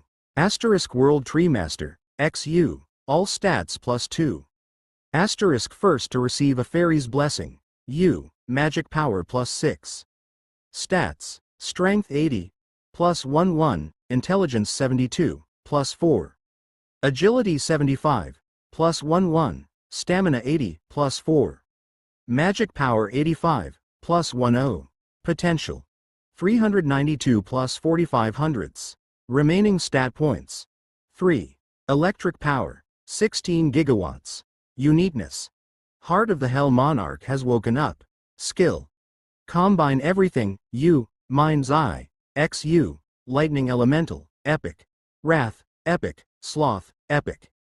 Before and after comparison: Strength 89, Intelligence 74, Agility 77, Stamina 82, Magic 93, Potential 392 +23/500. Strength 91, Intelligence 76, Agility 86, Stamina 84, Magic 95, Potential 392 +4500. I gave a smile. The +2 to all stats from the title meant strength went over 90. Agility rose significantly thanks to Sloth, and my magic power was at 95. I have a total of 432 stats. I had gone way beyond my original capabilities in my previous life. This was all thanks to the compensation stats. The effects of the titles and items increased my stats by 40. This was a feat that most demons couldn't compete with. My pure stats had risen, but it wasn't enough to cover everything. I also had 3 skills with the epic rating. In the present time, only the Grand Dukes could barely match me. I was looking forward to displaying Wrath that was strengthened by the Astral Code. Either way, I was satisfied with the status window. Unfortunately, the other one didn't react. I was referring to the other seed of the World Tree. The seed already buried in the ground didn't react as well. It was still too early. I would be able to obtain accurate data over time. If there wasn't a reaction after a long, then I would find a different solution. Continue the ceremony. The chanting of the hymn of life. I would try anything that would help the growth of the World Tree. As you command, my dungeon master. Chrisley, who was watching the bud of the World Tree blankly, hastily bowed her head. On the other hand, Julium and the other Dark Elves were still affected. They were close to the World Tree that was their desire. Dream, hope, such a thing. The Dark Elves lived in the demon world where the strong ruled. They lived in remote areas and were strengthened every day. As a result, they were forced to make a deal with the dark spirits. Of course, Their wish was to save Chrisley's life, but now under the protection of the World Tree, the Dark Elves could enjoy some prosperity. Today they don't have to worry. I wasn't an unreasonable boss. I smiled and turned away. Domestic mode. One of the privileges of the Dungeon Master was to learn the details related to the dungeon. I ran domestic mode next to the dungeon core. After a moment, a holographic cross-section of the dungeon emerged. The placement and situation of the creatures was confirmed, but not much changed from before. But there was one place. A change on the 15th floor. There was a towering tree-like figure with the description, World Tree, budding. It was the first time I had seen something added to the hologram. Apart from that, I found new words on the bottom left. A rare rated dungeon. There were some yellow letters. I touched my hand to the words that stated it was a rare grade dungeon. The holographic screen changed and a new window was shown. The dungeon rating can vary according to special structures. A rare grade dungeon will have additional features compared to a general grade dungeon. Do you want to verify the additional structures? Of course I wanted to confirm it. This was the first time I realized a dungeon had ratings. I clicked on the button without hesitation and lengthy writing showed up. Stronger control over the creatures. No matter how low the intelligence of the creatures, they will now listen to the Dungeon Master's commands. It is possible for one of the creatures to be appointed to Master Guardian. A Master Guardian will protect the dungeon core and is the Dungeon Master's ultimate sword. The Master Guardian will have all stats plus 5. They can perform a space jump beyond the law of physics only once. New sculptures are added. Artificial sun, clouds and moon. The seasonal setting is enabled. Spring, summer, autumn, winter. Those were the 4 main points added. I looked at the list step by step. Number 1. A leader was required for low intelligence creatures during monster waves, but that wasn't necessary anymore. Point 2 about the Master Guardian was quite interesting. One creature could have all stats increased by 5. Space jump was a bit vague, but that was inconsequential. Points 3 and 4 were additional features that changed the terrain. Depending on how I used it, various effects could be obtained. It would be good for those creatures strengthened by the sun or the moon. It means there are even more ratings. If I had raised the dungeon rating to rare from general, then I must be able to raise it even further to unique, epic and legend ratings. These were the rare grade additional features, so I couldn't imagine what else would be added. It seemed like a good idea to make multiple investments in the dungeon. There would be a number of benefits if I focused on raising the rating. There were some disadvantages, but it seemed like the benefits were greater. There wasn't any related achievements? I thought I would obtain a dungeon achievement for raising the rating. But that didn't seem to be the case. It seemed like the additional features were the reward. I shook my head and looked at Sloth. I was wearing the red cloak. But I still hadn't experimented with the skill. I have to try out Sloth. Thanks to Astral Code, the intelligence restrictions of Wrath was lowered. However, Sloth was different. It was likely that I would once again be taken over by an unknown state. But I couldn't just ignore it. I needed to be aware of the skill and what situations I could use it in. However, I didn't use it randomly like before. Basic defenses were necessary. I made some plans to experiment with Sloth. 3 days later, I stepped foot on the 20th floor of the dungeon. Wait around here. If I act unusually violent, then try to block me for as long as possible. I will keep that in mind. Block. I can do it. Karuk, Krasla, Gigantes and the Griffin answered. I called these 3 here for a reason. In case something occurred while I experimented with Sloth. 2 high-class creatures. Krasla, who was a slight level below. I judged that the 3 of them together could block me. 20th floor. There was nothing in this place for me to damage, but I couldn't be sure. I didn't know what this product did.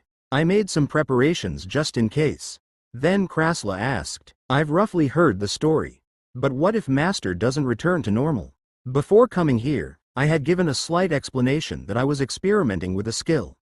Now that Krasla mentioned it, I realized that there was a blind spot. I touched my chin and thought for a minute before replying. Then consult with Yihi and Chrisley. Those 2 should be able to identify my condition and prepare for it. Yihi had a soul connection with me. She should be able to figure out my state. Chrisley had the ability to improvise. They should be able to handle the situation somehow. I understand. Krasla seemed convinced and bowed his head. I released my chin and said, However, there is no need to be too unreasonable. All you have to do is limit my movements. That will be enough. Right now my total stats was 432. It was much higher than the figures of Gigantes and the Griffin. I would be pushed if both of them were my opponents. Killing one or both of them in a confrontation. It was clear that the results wouldn't be very good. There was a chance they might die. So I didn't forget to warn them in advance. Now step aside. Krasla took the lead as the three of them moved away. They would be in the vicinity when I activated the skill. They would observe my state from a distance. It would be best if none of them were killed when I examined the skill. I should raise the remaining stats. Tisk. I clicked my tongue. My intelligence was the issue. I only had 66 intelligence when I used Wrath. It had grown by 10 to reach 76, but that figure was still vague. It was high but also low. That's why a few safety measures were needed. I had 3 residual stats that I could invest in intelligence. However, L would rather save the stats for when my life was at risk. One day I could also break through the limit because of the residual stats. I stood still and looked around. My hands couldn't touch anything on the 20th floor. The middle of nowhere. It is natural that there was nothing. I stood in the center of a floor without anything else present. I wore the cloak properly and took a deep breath. Wrath caused a significant decline in intelligence but raised strength, agility and stamina. I had been taken over by an abnormal state and destroyed everything. Yi the Optimist had even trembled in fear because of me. What about Sloth? I prepared my mind and slowly opened my mouth. Sloth, high magic power, 95, has caused strength, stamina and intelligence to only fall by 6. Agility has risen by 20. Intelligence has blocked 49% of the abnormal state. The defense has failed. You have been taken over by the Sloth state. The moment the message surfaced, my whole body felt drowsy. It was like my body was submerged in water. I closed my eyes and sat down. Soon even breathing was an annoyance. This was Sloth? Everything was slowing down. It wasn't as something as simple as deceleration. Agility had momentarily jumped over 100 to 106. It meant I jumped over the transcendental wall. The skill, Sloth, was the ability to accelerate the world. The synergy effect of the superior quickness changed time and space. The scope was crazy. I could catch the slight movements of the grass outside the dungeon. That wasn't all. Water droplets forming and then falling could be seen. I just needed to stand still and all the information would come to me. So there was no need to move. I could distinguish everything. This was true laziness. Cognitive changes. The flow of time had changed. 1 second became very long. 1 minute was even longer. When an hour and then a day passed, it felt like I was trapped in a large prison of time. Nevertheless, I was lazy. I didn't take any actions. I just stood still and went with the flow. Then one moment, my body began to be dismantled. I inwardly screamed. It felt like the walls of time was pushing against my body. My physical ability couldn't withstand the acceleration. It was natural. Compared to the 106 agility, stamina and strength was too low. As Sloth continued, the result would cause an imbalance that would appear gradually. This caused my body to feel like it was being crushed. Will it be okay? I thought with distant pain. I could no longer be lazy. I took 1 step forward with annoyance. I'm back. Don't deny the flow. It is like someone is mocking me. I can't succumb to this state when using the skill. It was a little questionable. Like a wave forming when a stone was thrown at a lake. The wavelength would become bigger due to the impact. Get up, Randolph Briggseel. You can't let Sloth get to you. There was the notification window that Sloth was over and I opened my eyes. Hook. I released my blocked breath. I immediately checked my body. Fortunately, nothing was broken or injured. But I could see bruises all over like I had slowly been crushed by the walls of time. This is Sloth? Once again. An intense state. It was like being a god. I could sense even the slight movements of the air. Furthermore, the world became extremely slow. It was impossible to compare to a simple acceleration skill. A common acceleration skill simply strengthened the body. It put a strain on the brain, so it was a double-edged sword for the user. But Sloth involved time. It was in the realm of the senses. There was no need to strengthen physical force. If an accident happened, then I could move. It was possible to feel and react to everything in advance. Sloth was similar to an acceleration skill, but it was more developed. A type of side effect was that my motivation to move was completely gone. I needed to overcome that part. It isn't easy. I laughed bitterly. The problem was obvious. It was activated, but my body couldn't control it. My body was strengthened, but it was also weakened. My 106 agility made my stamina and strength seem low. How much intelligence? I can't use wrath and sloth at the same time. I thought about trying it once intelligence reached 90. It was still too early to use them both simultaneously. Wrath enhanced my overall physical abilities while sloth activated my senses. I could use it flexibly depending on the situation. And among the remaining 5-7 sins, there might be something to raise intelligence. I could expect something. I now know what type of skill sloth is. The difference between knowing and not knowing was large. My purpose was achieved. It was enough to know the limitations of sloth. I left this place. 3 days after my experiment with sloth ended, Chrisley, who had been watching the growth of the world tree, came to see me. This is rare. These words came out naturally. Chrisley rarely ever came to me first. I was away a lot of the time, but she was also very busy. I ordered her to raise the skill proficiency, and her body was exhausted from looking after the world tree. It is great to see Dungeon Master. Chrisley kneeled down and spoke. I waved my hand and asked, "Don't worry about the formal greeting. Tell me the reason you came." Chrisley raised her head and said, "I came because of the world tree." "Tell me." I gave Chrisley more freedom than others. She started talking without hesitation. When the bud of the world tree emerged, I could feel intense yin and yang magic power.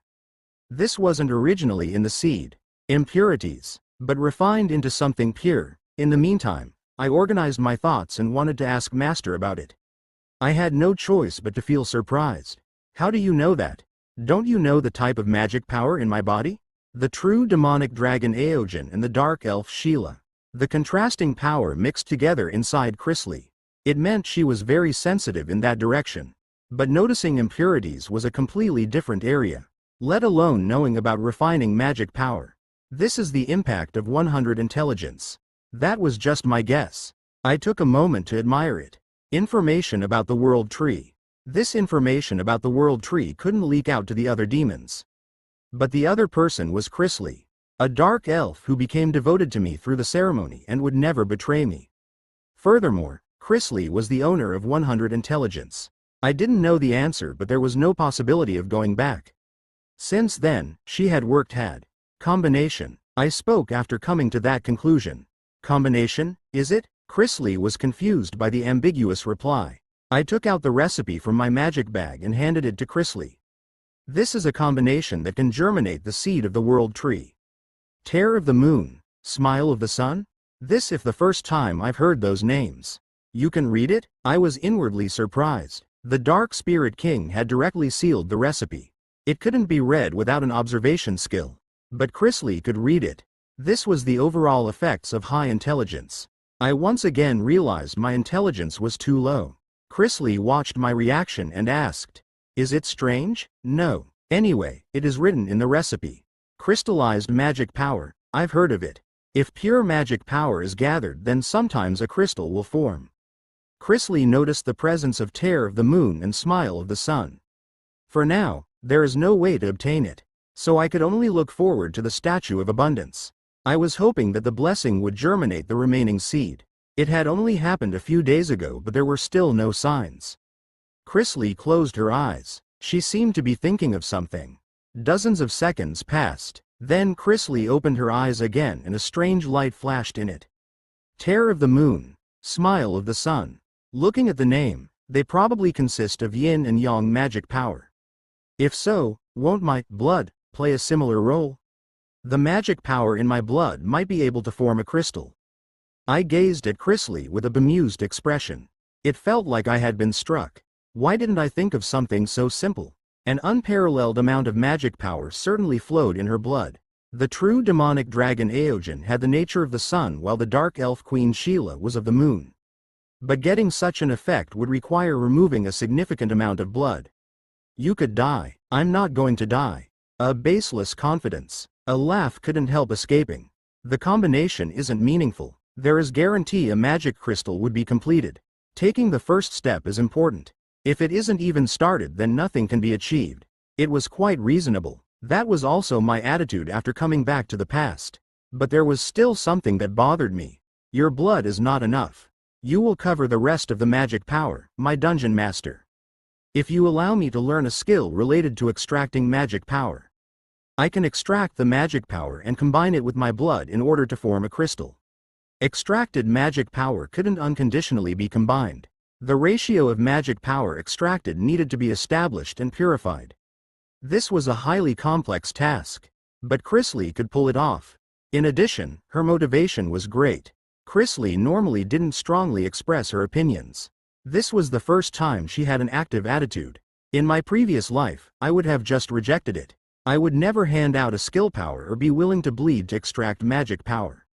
But now I thought differently from my previous life. Trusting a creature below me, it wasn't a bad idea to give her a chance. It might be a failure, but I couldn't just reject it. The second year, I was walking properly along my path. I could afford to do this. This was an opportunity that I could afford to give a few times. Okay, you can try it. I nodded and said, extracting magic power was a rare grade skill, and an item with a high concentration of magic power. I could prepare both of them. One of the items I bought at the Demon World auction contained a high concentration of magic power. The body of the Earth Dragon. The Earth Dragon was born after a forest lived for thousands of years, so the accumulated amounts in its bones couldn't be ignored.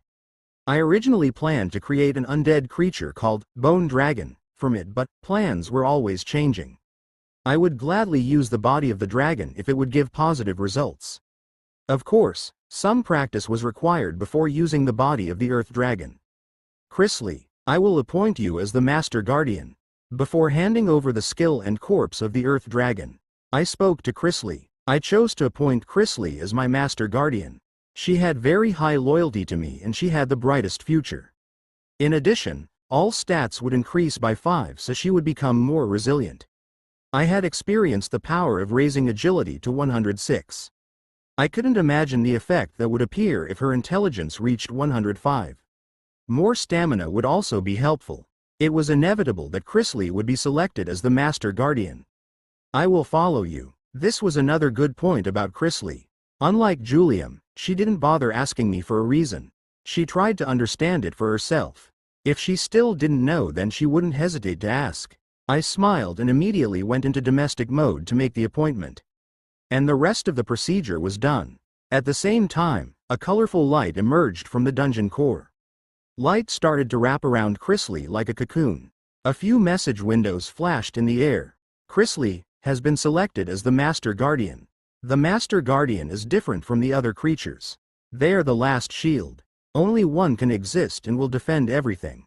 Chrisley will have all stats increase by 5. Warning. The true demonic dragon Aogen and dark elf Sheila's blood has started reacting. Chrisley's blood has started awakening. Blood was awakening? Unfamiliar words. It meant there was originally a reaction. Plus, the warning message meant there might be an issue. There was no doubt it was a problem due to being selected as the Master Guardian. I gazed at Chrisley. The colorful light that wrapped around Chrisley, it was repeatedly expanding and contracting. Certainly an unusual phenomenon. I monitored the anomalies. It would be a headache if there was a problem. I stayed quiet and waited for the results. Heeing. A heavy wind blew. There seemed to be a three-sided struggle inside the cocoon. There was no way of knowing the situation, but I was certain that 3 powers in her blood were fighting. After a long time, the magic power gradually settled. The brilliant light was absorbed by Chrisley's body. Chrisley has been completely changed to the Master Guardian. The blood awakening has created the skill, Queen of the Sun and Moon. Flop. Chrisley collapsed. The fierce fight had caused her stamina to drop.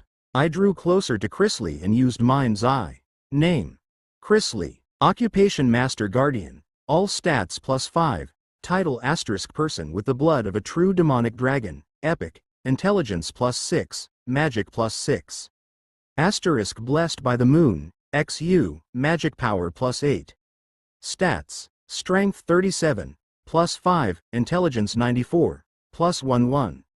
Agility 41. +5. Stamina 39. +5. Magic power 66. +23. Potential. 277 plus 49 484. Uniqueness. A person with the true demonic dragon Aogen and the dark elf Sheila's blood, the end of her growth can't be seen. Skill. Large body control, U, undead manufacturing, XU, Queen of the Sun and Moon, epic. Items worn. Death Wand, XU, set, magic power plus 4. Before and after comparison. Strength 26, Intelligence 100, Agility 28, Stamina 32, Magic 73, Potential 235 plus 24 478. Strength 42, Intelligence 105, Agility 46, Stamina 44, Magic 89, Potential 277 plus 49 484. Crazy. A sound emerged. It was natural. The effect of Master Guardian had overwhelmingly calibrated Chrisley's stats. 49. I smiled. Her growth rate meant she would catch up to Krasla sooner or later. In addition, her potential threshold had increased.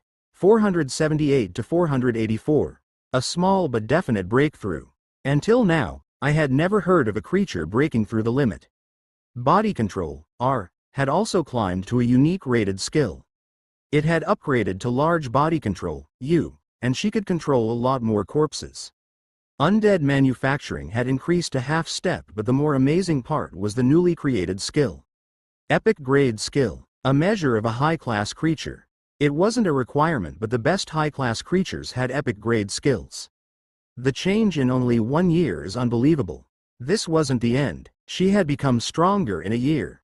Among my creatures, Chrisley had the potential to be the best. It was impossible for humans to even be compared. I was proud to have an excellent creature. But it forced me to think again. Even creating a skill, was I too impatient when selecting her as the Master Guardian? Chrisley had come to me through the Demon World auction. There was no doubt about her loyalty after the ceremony. However, that was confined to the present. Chrisley had tremendous potential that could even surpass me. It wasn't simply the potential shown in the status window. It was deeper, wider and more difficult to define. Obtaining an epic grade skill was completely unexpected. Her growth was ridiculously fast. She was soaring through the sky. But I couldn't help getting a strong feeling. She was a strong variable. Power could change everything. She was once weak, so I was unsure of how she would react once she became more powerful.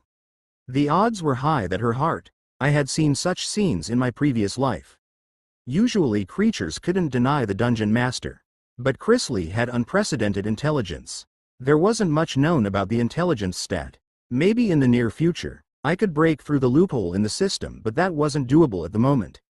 Single-minded? Humble service? It was certainly good words, but I had doubts if she could keep following me.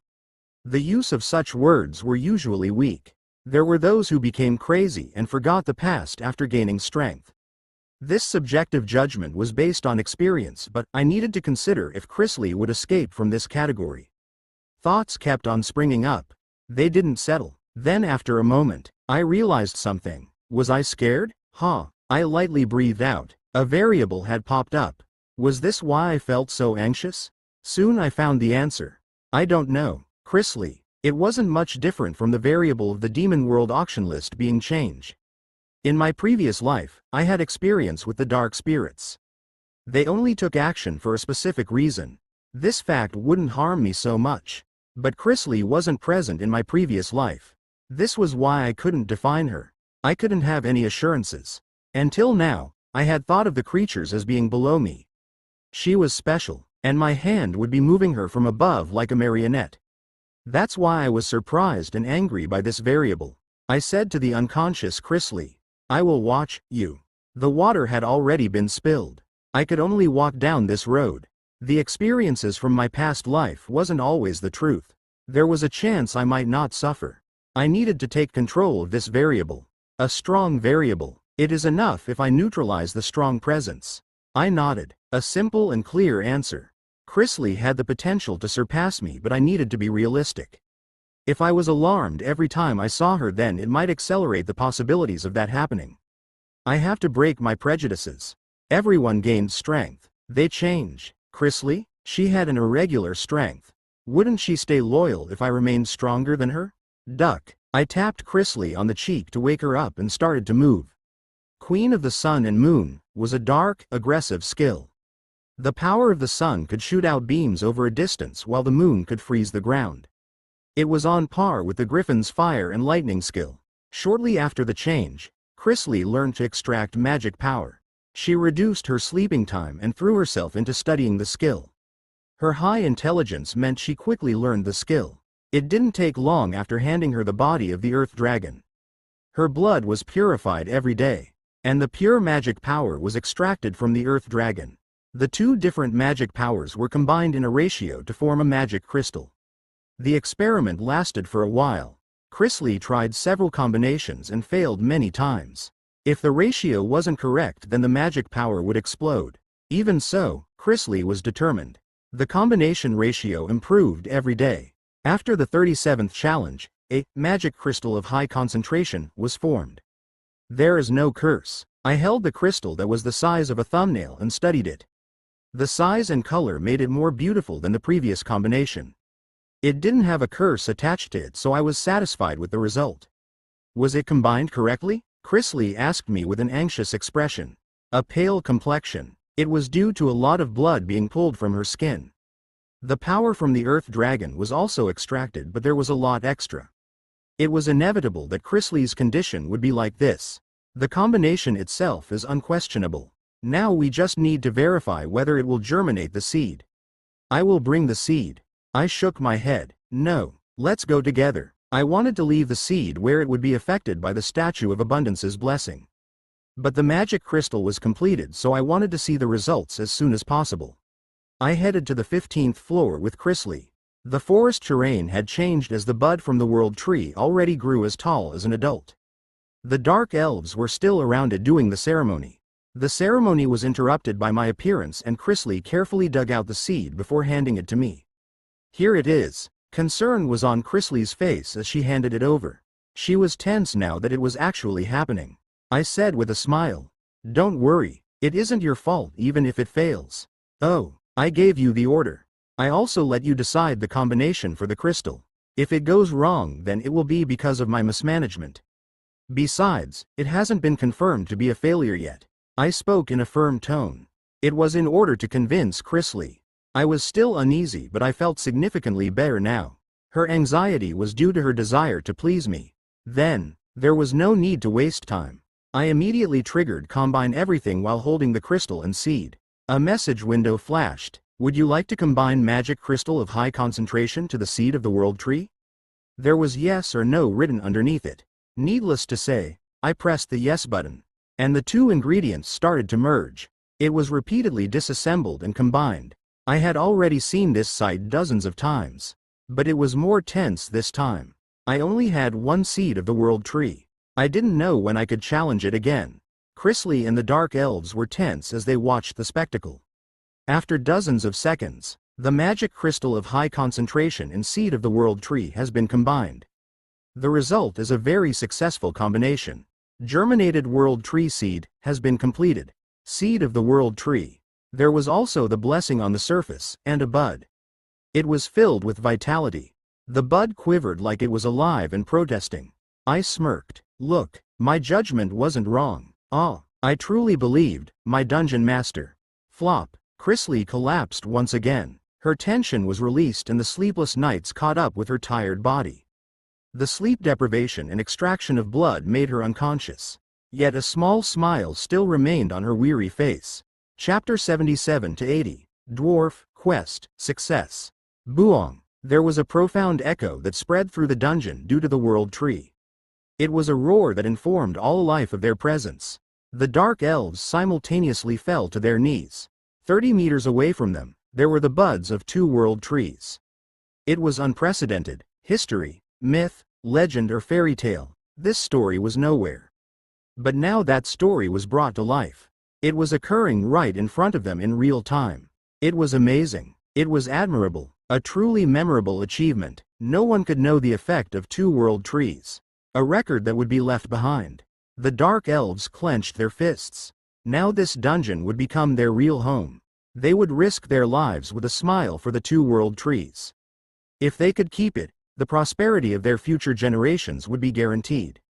The Dark Elves had received much suffering in the demon world, and it was a time of grief for them.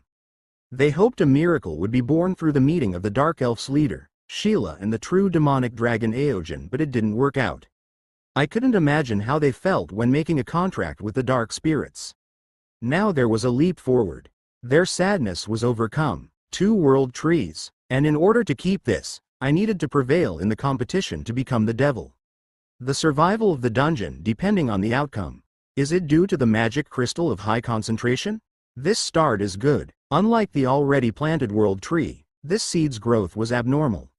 The bud was already grown to half my body size. I looked forward to its future growth. I took a step forward and looked at Chrisley. She was essential for this work, but I would wait until she was fully recovered. I spoke to the Dark Elves. Listen, Chrisley will be the one in charge of looking after the 2 world trees. Consult with Chrisley first if you want to do anything to the world trees. The buds need to be carefully managed. My dungeon master. This type of work is more suited to Elder Julium, Chrisley said with a humble attitude. Julium was the elder. He had excellent knowledge in many areas, but I shook my head. World tree. Common knowledge couldn't be used to measure this cradle of life. Julium would be inadequate in many ways if he was given responsibility.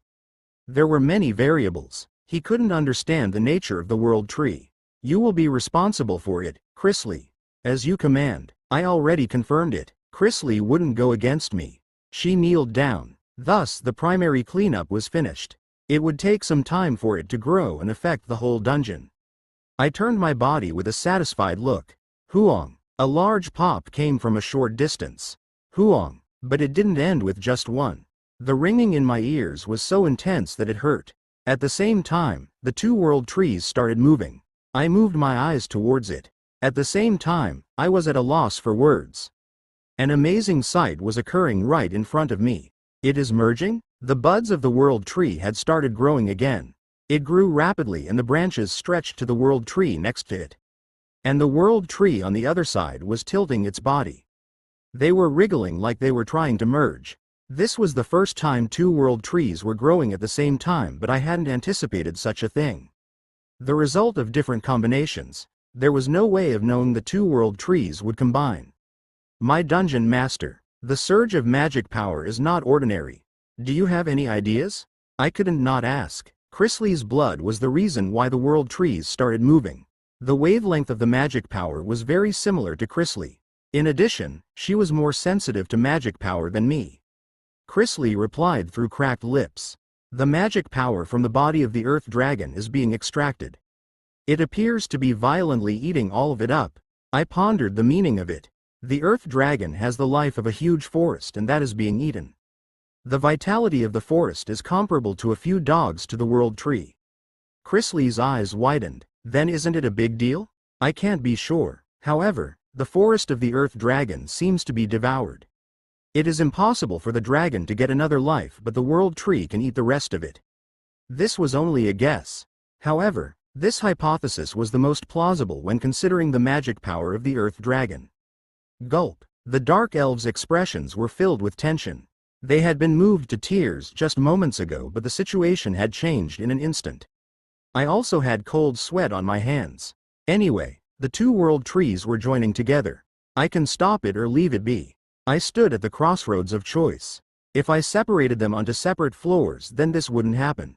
But I thought about the process of them gaining life from the earth dragon. I wonder. I was very curious about the result. The forest life of the earth dragon was being devoured. The forest couldn't compare to the world trees. A giant cradle that was the source of life. I couldn't imagine the outcome. The earth dragon might elevate the existence of the world tree. In the end, I made the decision to leave it alone. Both world trees were engaging with each other. They were invading each other's areas, with one side attacking and one defending. I stood still for a while and watched it. There was other work to do, but my feet didn't move. 1 day passed and then 2. But none of those gathered here moved. Even Yi and the king bee joined the ranks. Finally, a change took place on the 3rd day. The world tree defending slowed its movement. In contrast, the other world tree attacked more fiercely. It was defeated in the next attack. The world tree wrapped around its opponent. Huong. The sound of magic power being sucked up. The merging of the two world trees had succeeded. Impossible achievement. The Tree of Origin has put down roots for the first time. The Tree of Origin was an object creature when trees were first conceived. Not much information is known about it. The title, World Tree Master, will change to Origin Master. 3 million PT will be paid. Those message windows flashed when the two world trees joined together. The title changed and the achievement even gave me 3 million points. But I was surprised at one of the message windows. There was a faded blue light around the Tree of Origin. A mysterious feeling that overwhelmed all beings. It hadn't grown in size, but I couldn't help admiring it. I expected some changes, but it was closer to an evolution.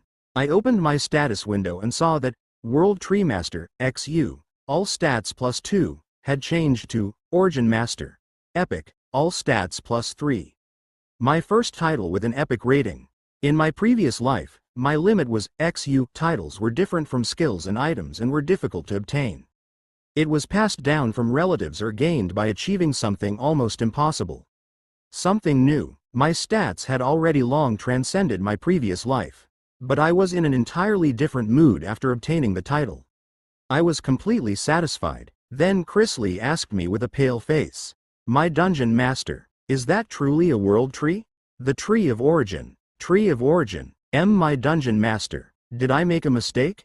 You did it properly. It had a number of names. Origin, Genesis, Beginning, etc. The tree could be called all those things. Chrisley and the Dark Elves staggered for a moment. I've only heard it in the myths. I never thought it would exist. So your responsibilities will become more heavy. I will do my best. Chrisley's face became determined. Her willingness was clearly expressed. If the Tree of Origin was really a world tree, then there wasn't a problem. I rubbed my forehead for a moment. I suddenly felt fatigue. I was the most tense among all those gathered here. Depending on the outcome, all my choices could have been in vain. The world trees might have received heavy damages. Starting from making a combination to germinate the seed of the world tree, every action had been a series of gambles. My fatigue would last a while. I'm going to leave now, I flatly said and turned around. Chrisley and the Dark Elves kneeled down as I quietly walked out. And, at that time, a group of people was climbing the dungeon. 2 lava spiders are coming closer. Don't let the ranks get messed up. Edward, the fire lizards are breathing out flames. The group of people were devil hunters from Heaven's Will. There was a total of 12 of them and they had reached the 6th floor. The 6th floor was filled with lava. If they took one wrong step, then their flesh would be melted by the lava. There were also the creatures present. Yu Hai brandished a sword covered with lightning behind Edward. Originally his lower half had been crushed, but Edward was cured with the help of the elixir. His spirit of revenge caused him to run wild. He had an incredibly steep growth and was already one of the top 3 in devil hunters. Only 11 years old. He was 12 years old in South Korean age, but he was already 160 centimeters with muscles. He had grown more than 10 centimeters in just a few months. A fire lizard breathed out a huge flame. Then Edward Windsor hastily lowered his body and avoided the flames. Nuna worries too much. A mindless lizard like this is no match for me. Puik. Edward's sword pierced the lizard's chest, and he brutally stabbed the fire lizard many times. Yu Hai's forehead wrinkled and she cried out. You, who? This raid group is a team. I won't forgive you if you go ahead alone. I understand. Then I will go catch the lava spiders. The other members need help. Edward saw Ed and then rushed towards the lava spiders. Yu Hai shook her head. Ahiyu, why do these things happen to me? It was like Yu Hai was looking after a son. Her fate was childcare. She couldn't help sighing as she thought of the captain. Captain Nim, watch out, I will give you a beating. Yu Hai had a long face as she followed behind Edward. Over the past few months, South Korea had gone through a change. It was due to the aftermath caused by the monster wave. Thousands of soldiers died, the property damage was in the trillions, and they could only watch humiliated as the creatures marched through their country. There was a hold in national security, so the public couldn't help feeling uneasy. Somebody needed to take responsibility for the situation. The administration, including the president and head of the counterterrorism department, was replaced. The status of the Awakened climbed. The Awakened had already gained the people's trust. The Awakened came forward during the monster wave and reduced the damage. Full support. There was a push at the national level. Thanks to that, the guilds rapidly expanded their power. The monster waves were already at a global threat. Each country naturally wanted to take in the strong Awakened. There was a movement to stop the Awakened from leaving their country. Thus, the Awakened rapidly gained a foothold. The golden age of the Awakened was about to open. Let's see. I thought it was a safe zone? Late in the evening, Kim Chun-won was drinking beer in a pub and let out an outpouring of complaints. He got into Devil Hunters through the audition and was the holder of the title, Foul-Mouthed Person. He had the unique specialty of a bard, but the eyes of the people around Kim Chun-won was cold. Why is everybody looking at me like that? Didn't everyone think it was a safe zone at first? There was no way of knowing that creatures could enter. Ajushi, that isn't the problem. Can't you recognize it? Yu Un-hai, who was drinking soda, said. The dungeon's 6th floor. They had found a small house in the lava field. Usually a safe zone was known as a home in the form of a poo. However, Kim Chun-won insisted that the house was a safe zone as soon as he saw it. But unlike his claims, the worst-case situation occurred as the creatures rushed the house. There was massive damage, but fortunately they all survived. Kim Chun-won frowned. Why are you calling me a Jushi? Don't you know I'm still in my mid-20s? And having a house in a place like that was strange in the first place. Would creatures bother to make a home? Why not? Some creatures are bipedal and also have intelligence. Kim Chun-won glared at Yu Un-hai. You just need to meddle in everything. Omo, scary. Don't drag me off somewhere else. Yu Un-hai hid behind Edward. Edward ate a chicken leg and stared at Kim Chun-won. The child was staring at Kim Chun-won with unusually deep eyes. Aside from a few people, Edward always had that expression in his eyes. The brat's fucking eyes. Kim Chun-won felt uneasy and poured the beer down his throat. Lee Ji-hai clapped her hands and said, "Stop it. Today we are gathered to figure out measures against the Pyrox. They are strong creatures that we need to beat. They had emerged during the monster wave. Numerous soldiers were slaughtered by the Pyrox. The small creatures with the wings of a bat attacked the group on the 6th floor. The group couldn't face them. All they could do was run away. Uni, looking at the numbers, there aren't many of them. Do we really need to worry about the damage?" Yu Un-hai, who had returned to her seat, spoke. Lee Ji-hai shook her head. The problem is that we can't be sure. It is likely that much stronger creatures will exist on the 7th floor. Have you forgotten how much we suffered penetrating through the 5th floor? The bodies of the members trembled as they recalled the nightmare of the mud golems, puppets and harpies on the 5th floor. They made significant efforts to raise their stats and skills and succeeded. However, there were many times when they were almost wiped out.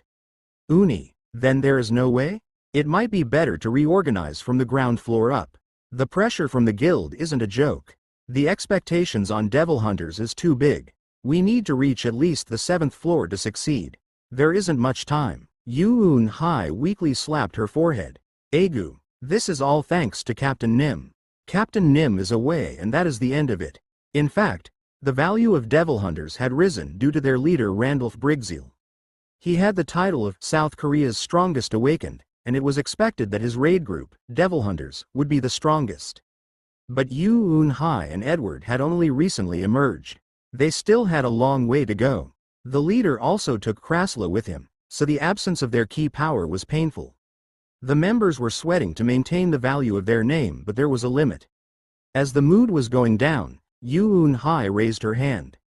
Can't we get support from other famous raid groups? Would other famous raid groups treat us fairly? Yu Un-hai frowned. Indeed, we've received a lot of jealousy, so they would just try to stifle us. Anyway, it is a problem. They might just try to devour us. Top 5 guilds. Among that was the Heavens Will Guild that Devil Hunters belonged to. They achieved an overwhelming fear of repelling the monster waves around the world, but Randolph Brigzeal was the only name heard afterwards. The other 4 guilds didn't like this. Everyone recognized the leader of the raid group, but the atmosphere itself wasn't very good. The requests for help that asked for Randolph, the raid group had to lightly discard it. But we aren't just any raid group. There will be raid groups plotting against us from behind. They might even spread strange rumors.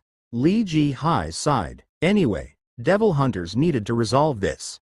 Uni, we should turn this misfortune to our advantage. Wouldn't our reputation improve if we reach the 7th floor without the raid leader? I hope so, but everyone knew how great the raid captain was. Everyone gathered here wouldn't even be able to touch one hair on his head. Yoon-hai shrugged and drank her soft drink. Ah, skull it, drink it all at once. Just think about drinking. Annoying. How can you say that when you are holding a soft drink? A fork was stuck in the table in front of Kim Chun-won. He was startled and looked for the culprit behind the fork. Judging by the angle of the fork, Edward was the one who threw it.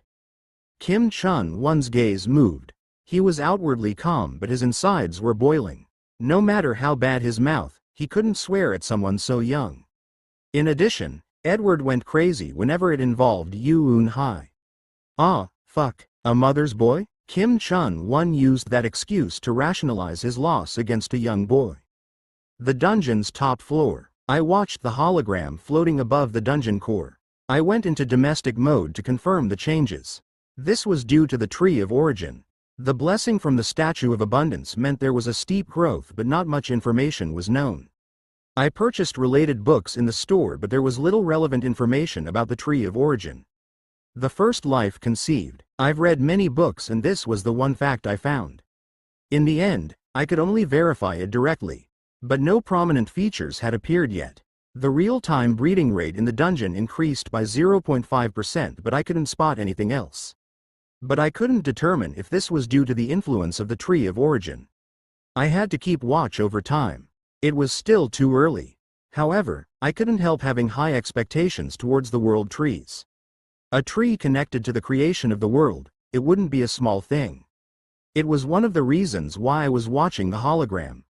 Master, Yi found something interesting. Yi came back without the king bee. She was always smiling but today she was even happier. Right, I replied without looking at her. Yi flew in front of me with her wings flapping. Yi saw something very interesting. Get out of the way. I can't see. Hing. Yi's shoulders slumped with a sad atmosphere around her. So she started talking to herself. Humans are coming up. I heard they just received a dwarf quest. Yi really saw it, so I decided to report it to Master. Yi might like jokes but Master's reaction is too much. Yi's heart is broken. I won't tell you anything in the future. Humans have appeared on the 7th floor? My interest abruptly shifted to Yi. Yes, Master. Yi watched them carefully. She flapped her wings again and her smile had come back. Fairies were simple-minded, especially Yi. What fairy didn't like attention? No friction happened. Sooner or later, humans would reach the 7th floor. It was in a ready state but many humans would just attack the dwarves without bothering to speak to them. Fortunately, such a thing didn't happen. Humans are stupid. They are easily deceived. The small dwarves only made small repairs to their weapons and their guard was gone? Yi laughed when I saw it. Yi, did you check that the quest was officially registered? I wondered about the humans who had received a quest from creatures. The quests were a strategy to raise the awakened. The humans were surprised when the small dwarf asked them for a favor. A quest window opened in front of the awakened. Yi's words confirmed it. I can give quests. It was a fairly important and useful piece of information. I immediately pulled out the modified crystal ball and viewed the dwarf village on the 7th floor. After a while, the surface of the sphere showed a blurry scene of the village. The completed village was worth watching. First, there were dozens of 2-story buildings neatly placed. A clock tower was erected in a square overflowing with statues. In particular, there were some buildings made to fit humans and I could see a few familiar human faces. Yoon-hai, Lee Ji-hai and Edward Windsor. They didn't know. They were the humans that I drew into the raid group directly. Devil Hunters is the first raid group to reach the 7th floor. It was a strange feeling. I had forgotten about their existence for a while but now they appeared. I didn't feel any pride. Devil Hunters was the first raid group on the 7th floor. This meant they had grown steadily. Wait and see. I continued watching them through the crystal ball. Shortly after the failed raid on the 6th floor, Devil Hunters prepared themselves and once again challenged the dungeon. It went without saying that they prepared expensive potions and scrolls. Even if it only moved them an extra 10 meters, these preparations could save their lives. Up to the 5th floor, it was easy to move thanks to the safe zones. Usually the creatures moved along a set path. No significant damage occurred if they avoided those paths. Naturally, devil hunters had identified several safe routes. These routes were information that could be sold for money. The information was a big help for regular raid groups. In a day, they reached the 6th floor without a hitch. Sweat was flowing even when they were standing still due to the lava. They immediately identified the creatures on the 6th floor. Fire lizards, lava spiders, fire lava, fire slimes, and pyrox. They were significantly stronger compared to the creatures on the 5th floor. It was possible due to Yoon Hai and Edward. They fought together a few times and developed their own strategies. Except for the pyrox, the other creatures couldn't go against them. Uni, a little anticlimactic, isn't it? Yoon Hai sighed as she looked at the surrounding buildings. 7th floor. This was the dwarf village. They had moved nervously from the 6th floor but hadn't encountered anything like the pyrox. The only thing they saw when stepping on the 7th floor were the 1-meter dwarves. Despite being on guard, the dwarves were friendly. The grizzled faces welcomed the raid group with smiles. It wasn't possible to do a preemptive strike after seeing those smiles. It was the first time the group became stunned in the dungeon. The dwarves offered the raid group shelter and weapon repair. We still don't know. Don't relax, Li Ji Hai said with a pale face. Their goodwill didn't convince her. It might lead to a trap. Therefore she left some members by the entrance. I don't see any apparent enemies? Uni, look at the weapons worn by the dwarves. It is no joke. The lowest ones are rare grade weapons. Their numbers are greater than us. Why would they need to lure us into a trap? Yoon Hai said. Her eyes were stunned as she gazed at the dwarves. Their weapons and armor were all much better. Just having one of them would make her a lot of money.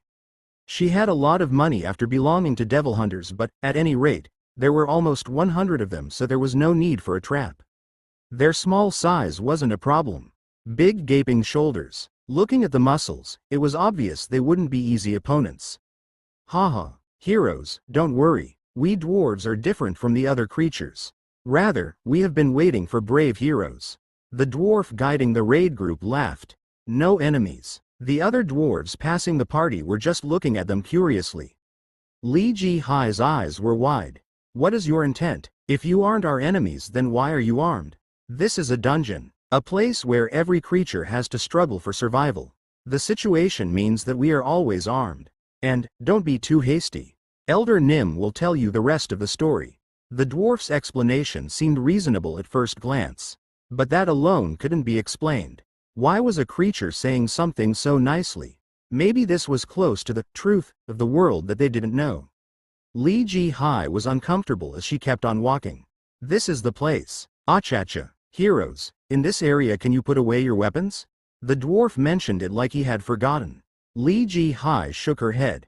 I can't be disarmed. Then warriors must go with you. Is it okay if you wait a little longer for the story? What to do? The attention of the group members were focused on Li Ji Hai. They decided to follow her words. I accept. I understand. The dwarf glanced around and 2 more followed them. The raid group had left 3 members at the entrance to the 7th floor. There were 9 people who arrived in this place. That number was significant. It was enough to take seriously. But this place was a dungeon. Caution was needed. Li Ji Hai thought of several situations that could occur as she led the way inside the building. The rest of the crew members followed behind. Soon a dwarf could be seen sitting in front of a huge wooden table. Duck. The dwarf shook some ashes into a bowl and opened his mouth. It is a pleasure to meet you, heroes. My name is Stein. I am responsible for this small village. All the group members sat at the table. After they sat down, Stein finally told the story. You must have many questions. I am happy to answer most of them. It is better if both sides trust each other. I saw some dwarves in the first monster wave. Is this place related to those dwarves? Li Ji Hai asked sharply. Stein shrugged and replied shamelessly. Monster wave? What is that? It is when creatures collectively escape the dungeon to attack humans. Is there such a thing?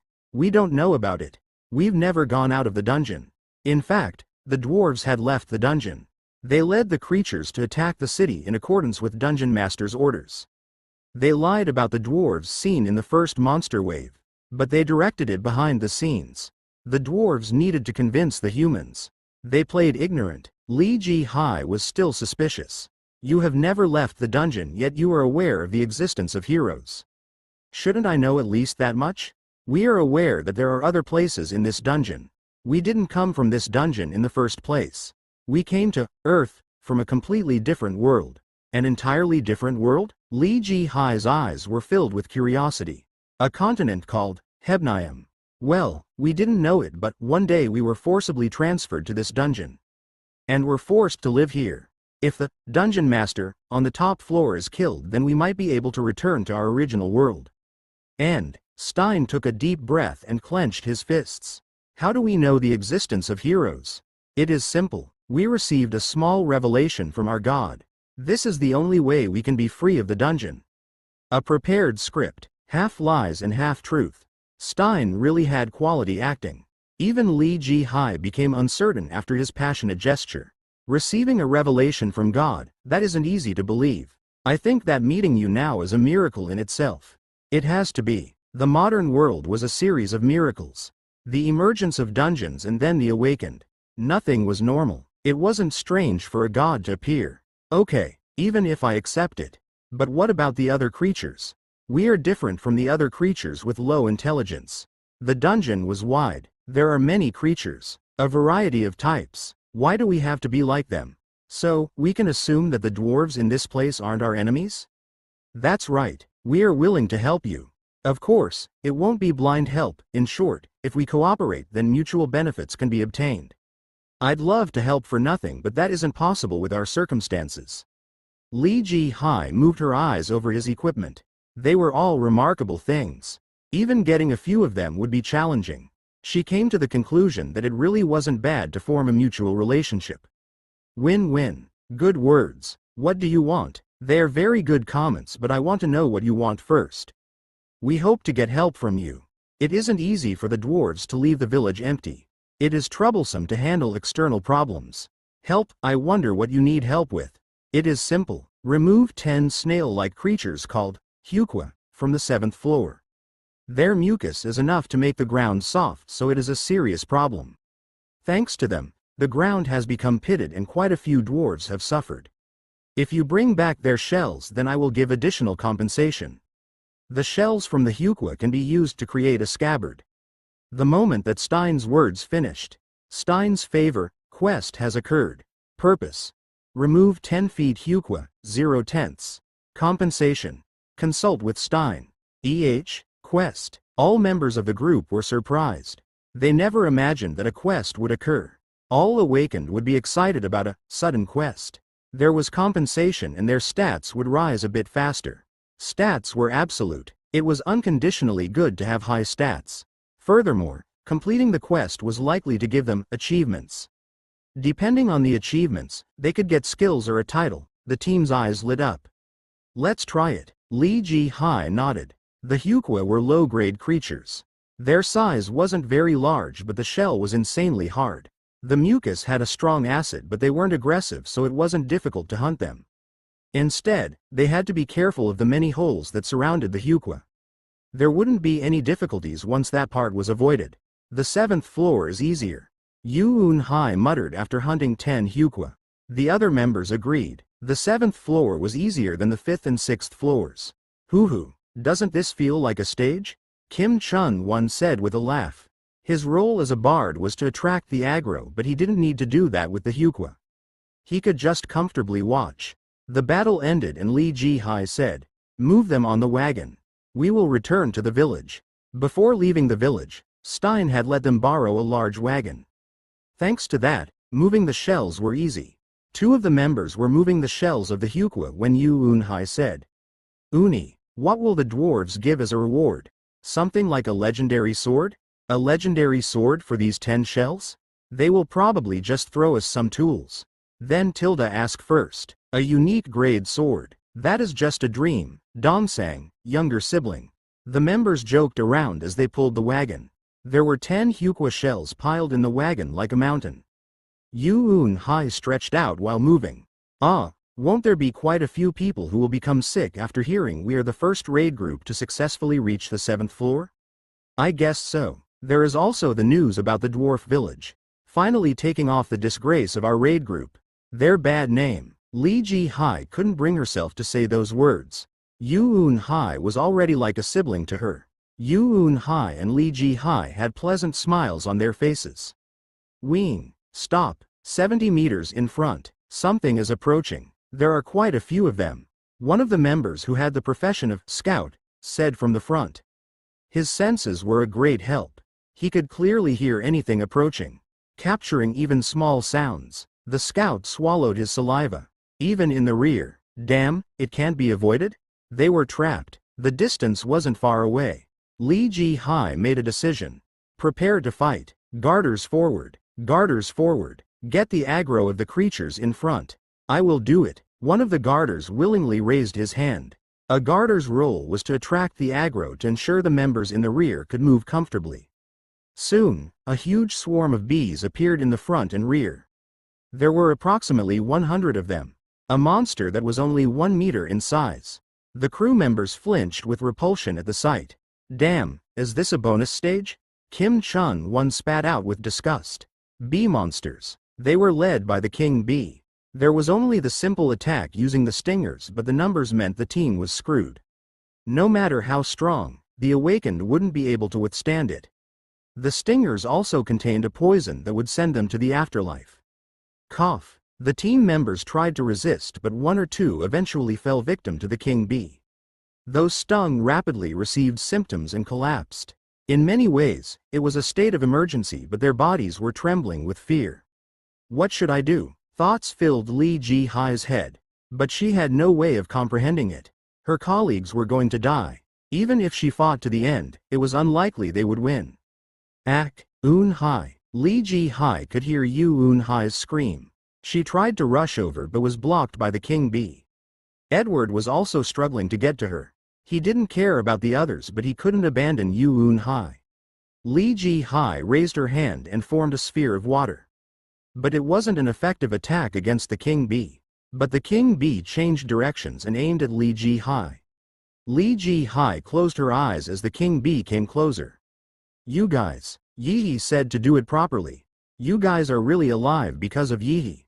Honey all day. That is why you should listen to Yi. Huh? Suddenly a voice was heard. Li Ji-hai opened her eyes. At the same time, she became greatly surprised. There was a little fairy with turquoise hair right in front of her. How? Was she hallucinating? Li Ji-hai rubbed her eyes. But no matter how much she rubbed, the translucent fairy didn't disappear. The king bee had stopped moving due to the fairy's tantrum. Then the fairy flapped her wings quickly. A small fairy was controlling a giant bee monster. Li Ji-hai looked around. There were only 3 members remaining. The remaining 9 were laying on the ground. They weren't dead, but it was an emergency situation. Even so, she couldn't easily move. The fairy Yi crossed her arms arrogantly and said, "Am I wrong?" Yi said it, but don't believe it. Yi will show you through actions instead of words. I told you to give many wounds to the men in the dungeon. Yi is a good fairy and has always been the victim of men like that. She didn't talk about women. Yi seemed to be glancing at the men while pretending to wipe her tears. Tears didn't fall down. Then the king bee started to move. Li Ji-hai's eyes widened.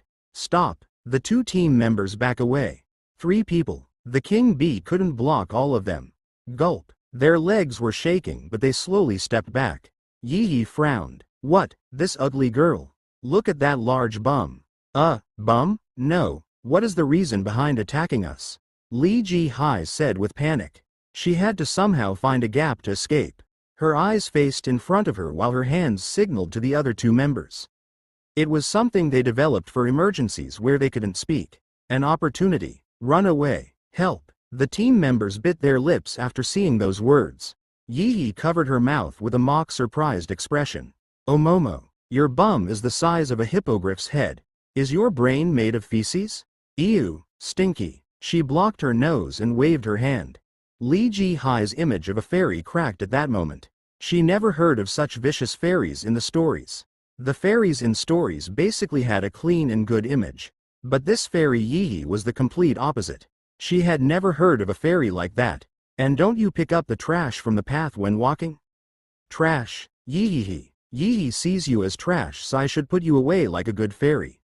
Yi puffed up. She put herself in the category of a nice fairy. It was at that moment. The two men behind Li Ji-hai immediately ran. The king bee moved before Yi could even say anything. Ah, don't miss. You want to chase? Water sphere. Li Ji-hai threw the water sphere she had prepared at Yi. She was thinking that the king bee would stop if its master, the fairy, was in trouble. But the fairy had a spirit body. Yi was the fairy of this dungeon core. It was difficult to harm Yi. However, Yi's mood worsened because of it.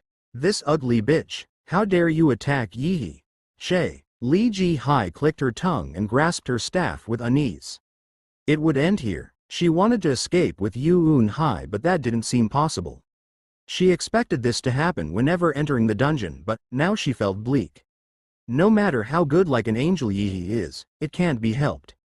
I can't let you go. Yi pointed a finger at Li Ji-hai. Wing. The bees started to move. An overwhelming number. Li Ji-hai's skills could do nothing against them. Pook. In the end, Li Ji-hai couldn't resist and the saliva of the king bee invaded her body. One long needle was sunk into her side.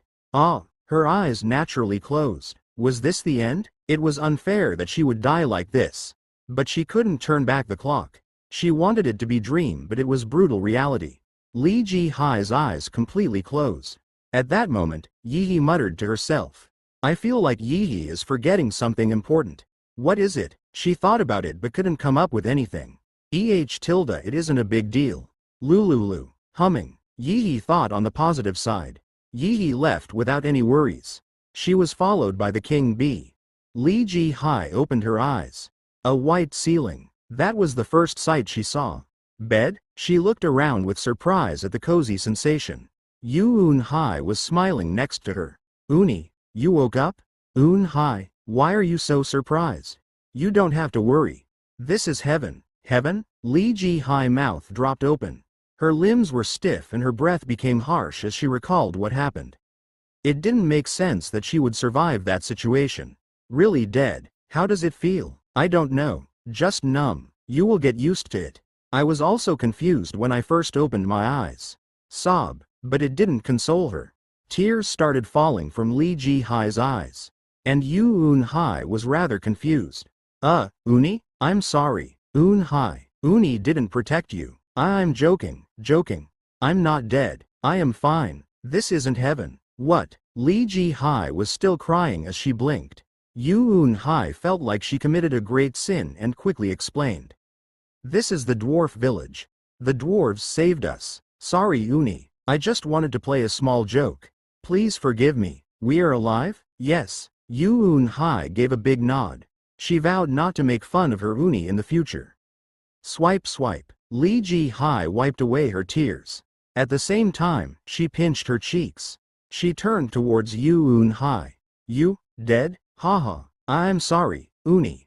Her fingers started tickling Yu Un-hai's sides. The dwarf chief Stein gave a bitter laugh. I'm sorry. I never thought you would meet the vicious fairy. It was lucky that some dwarves were passing nearby and found you. This was the house of the elder. The team members were staying here while recovering. Li Ji-hai asked fiercely. What the hell is that fairy? Well, a vicious fairy with many vices. Occasionally she will appear and cause a lot of trouble.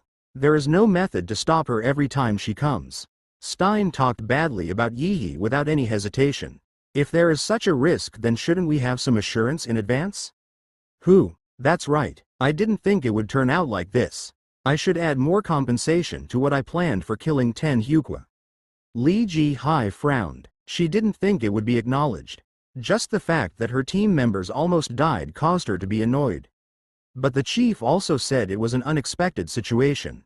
Being angry wouldn't allow them to take a step forward. At this point, it might even cause the situation to take a step back.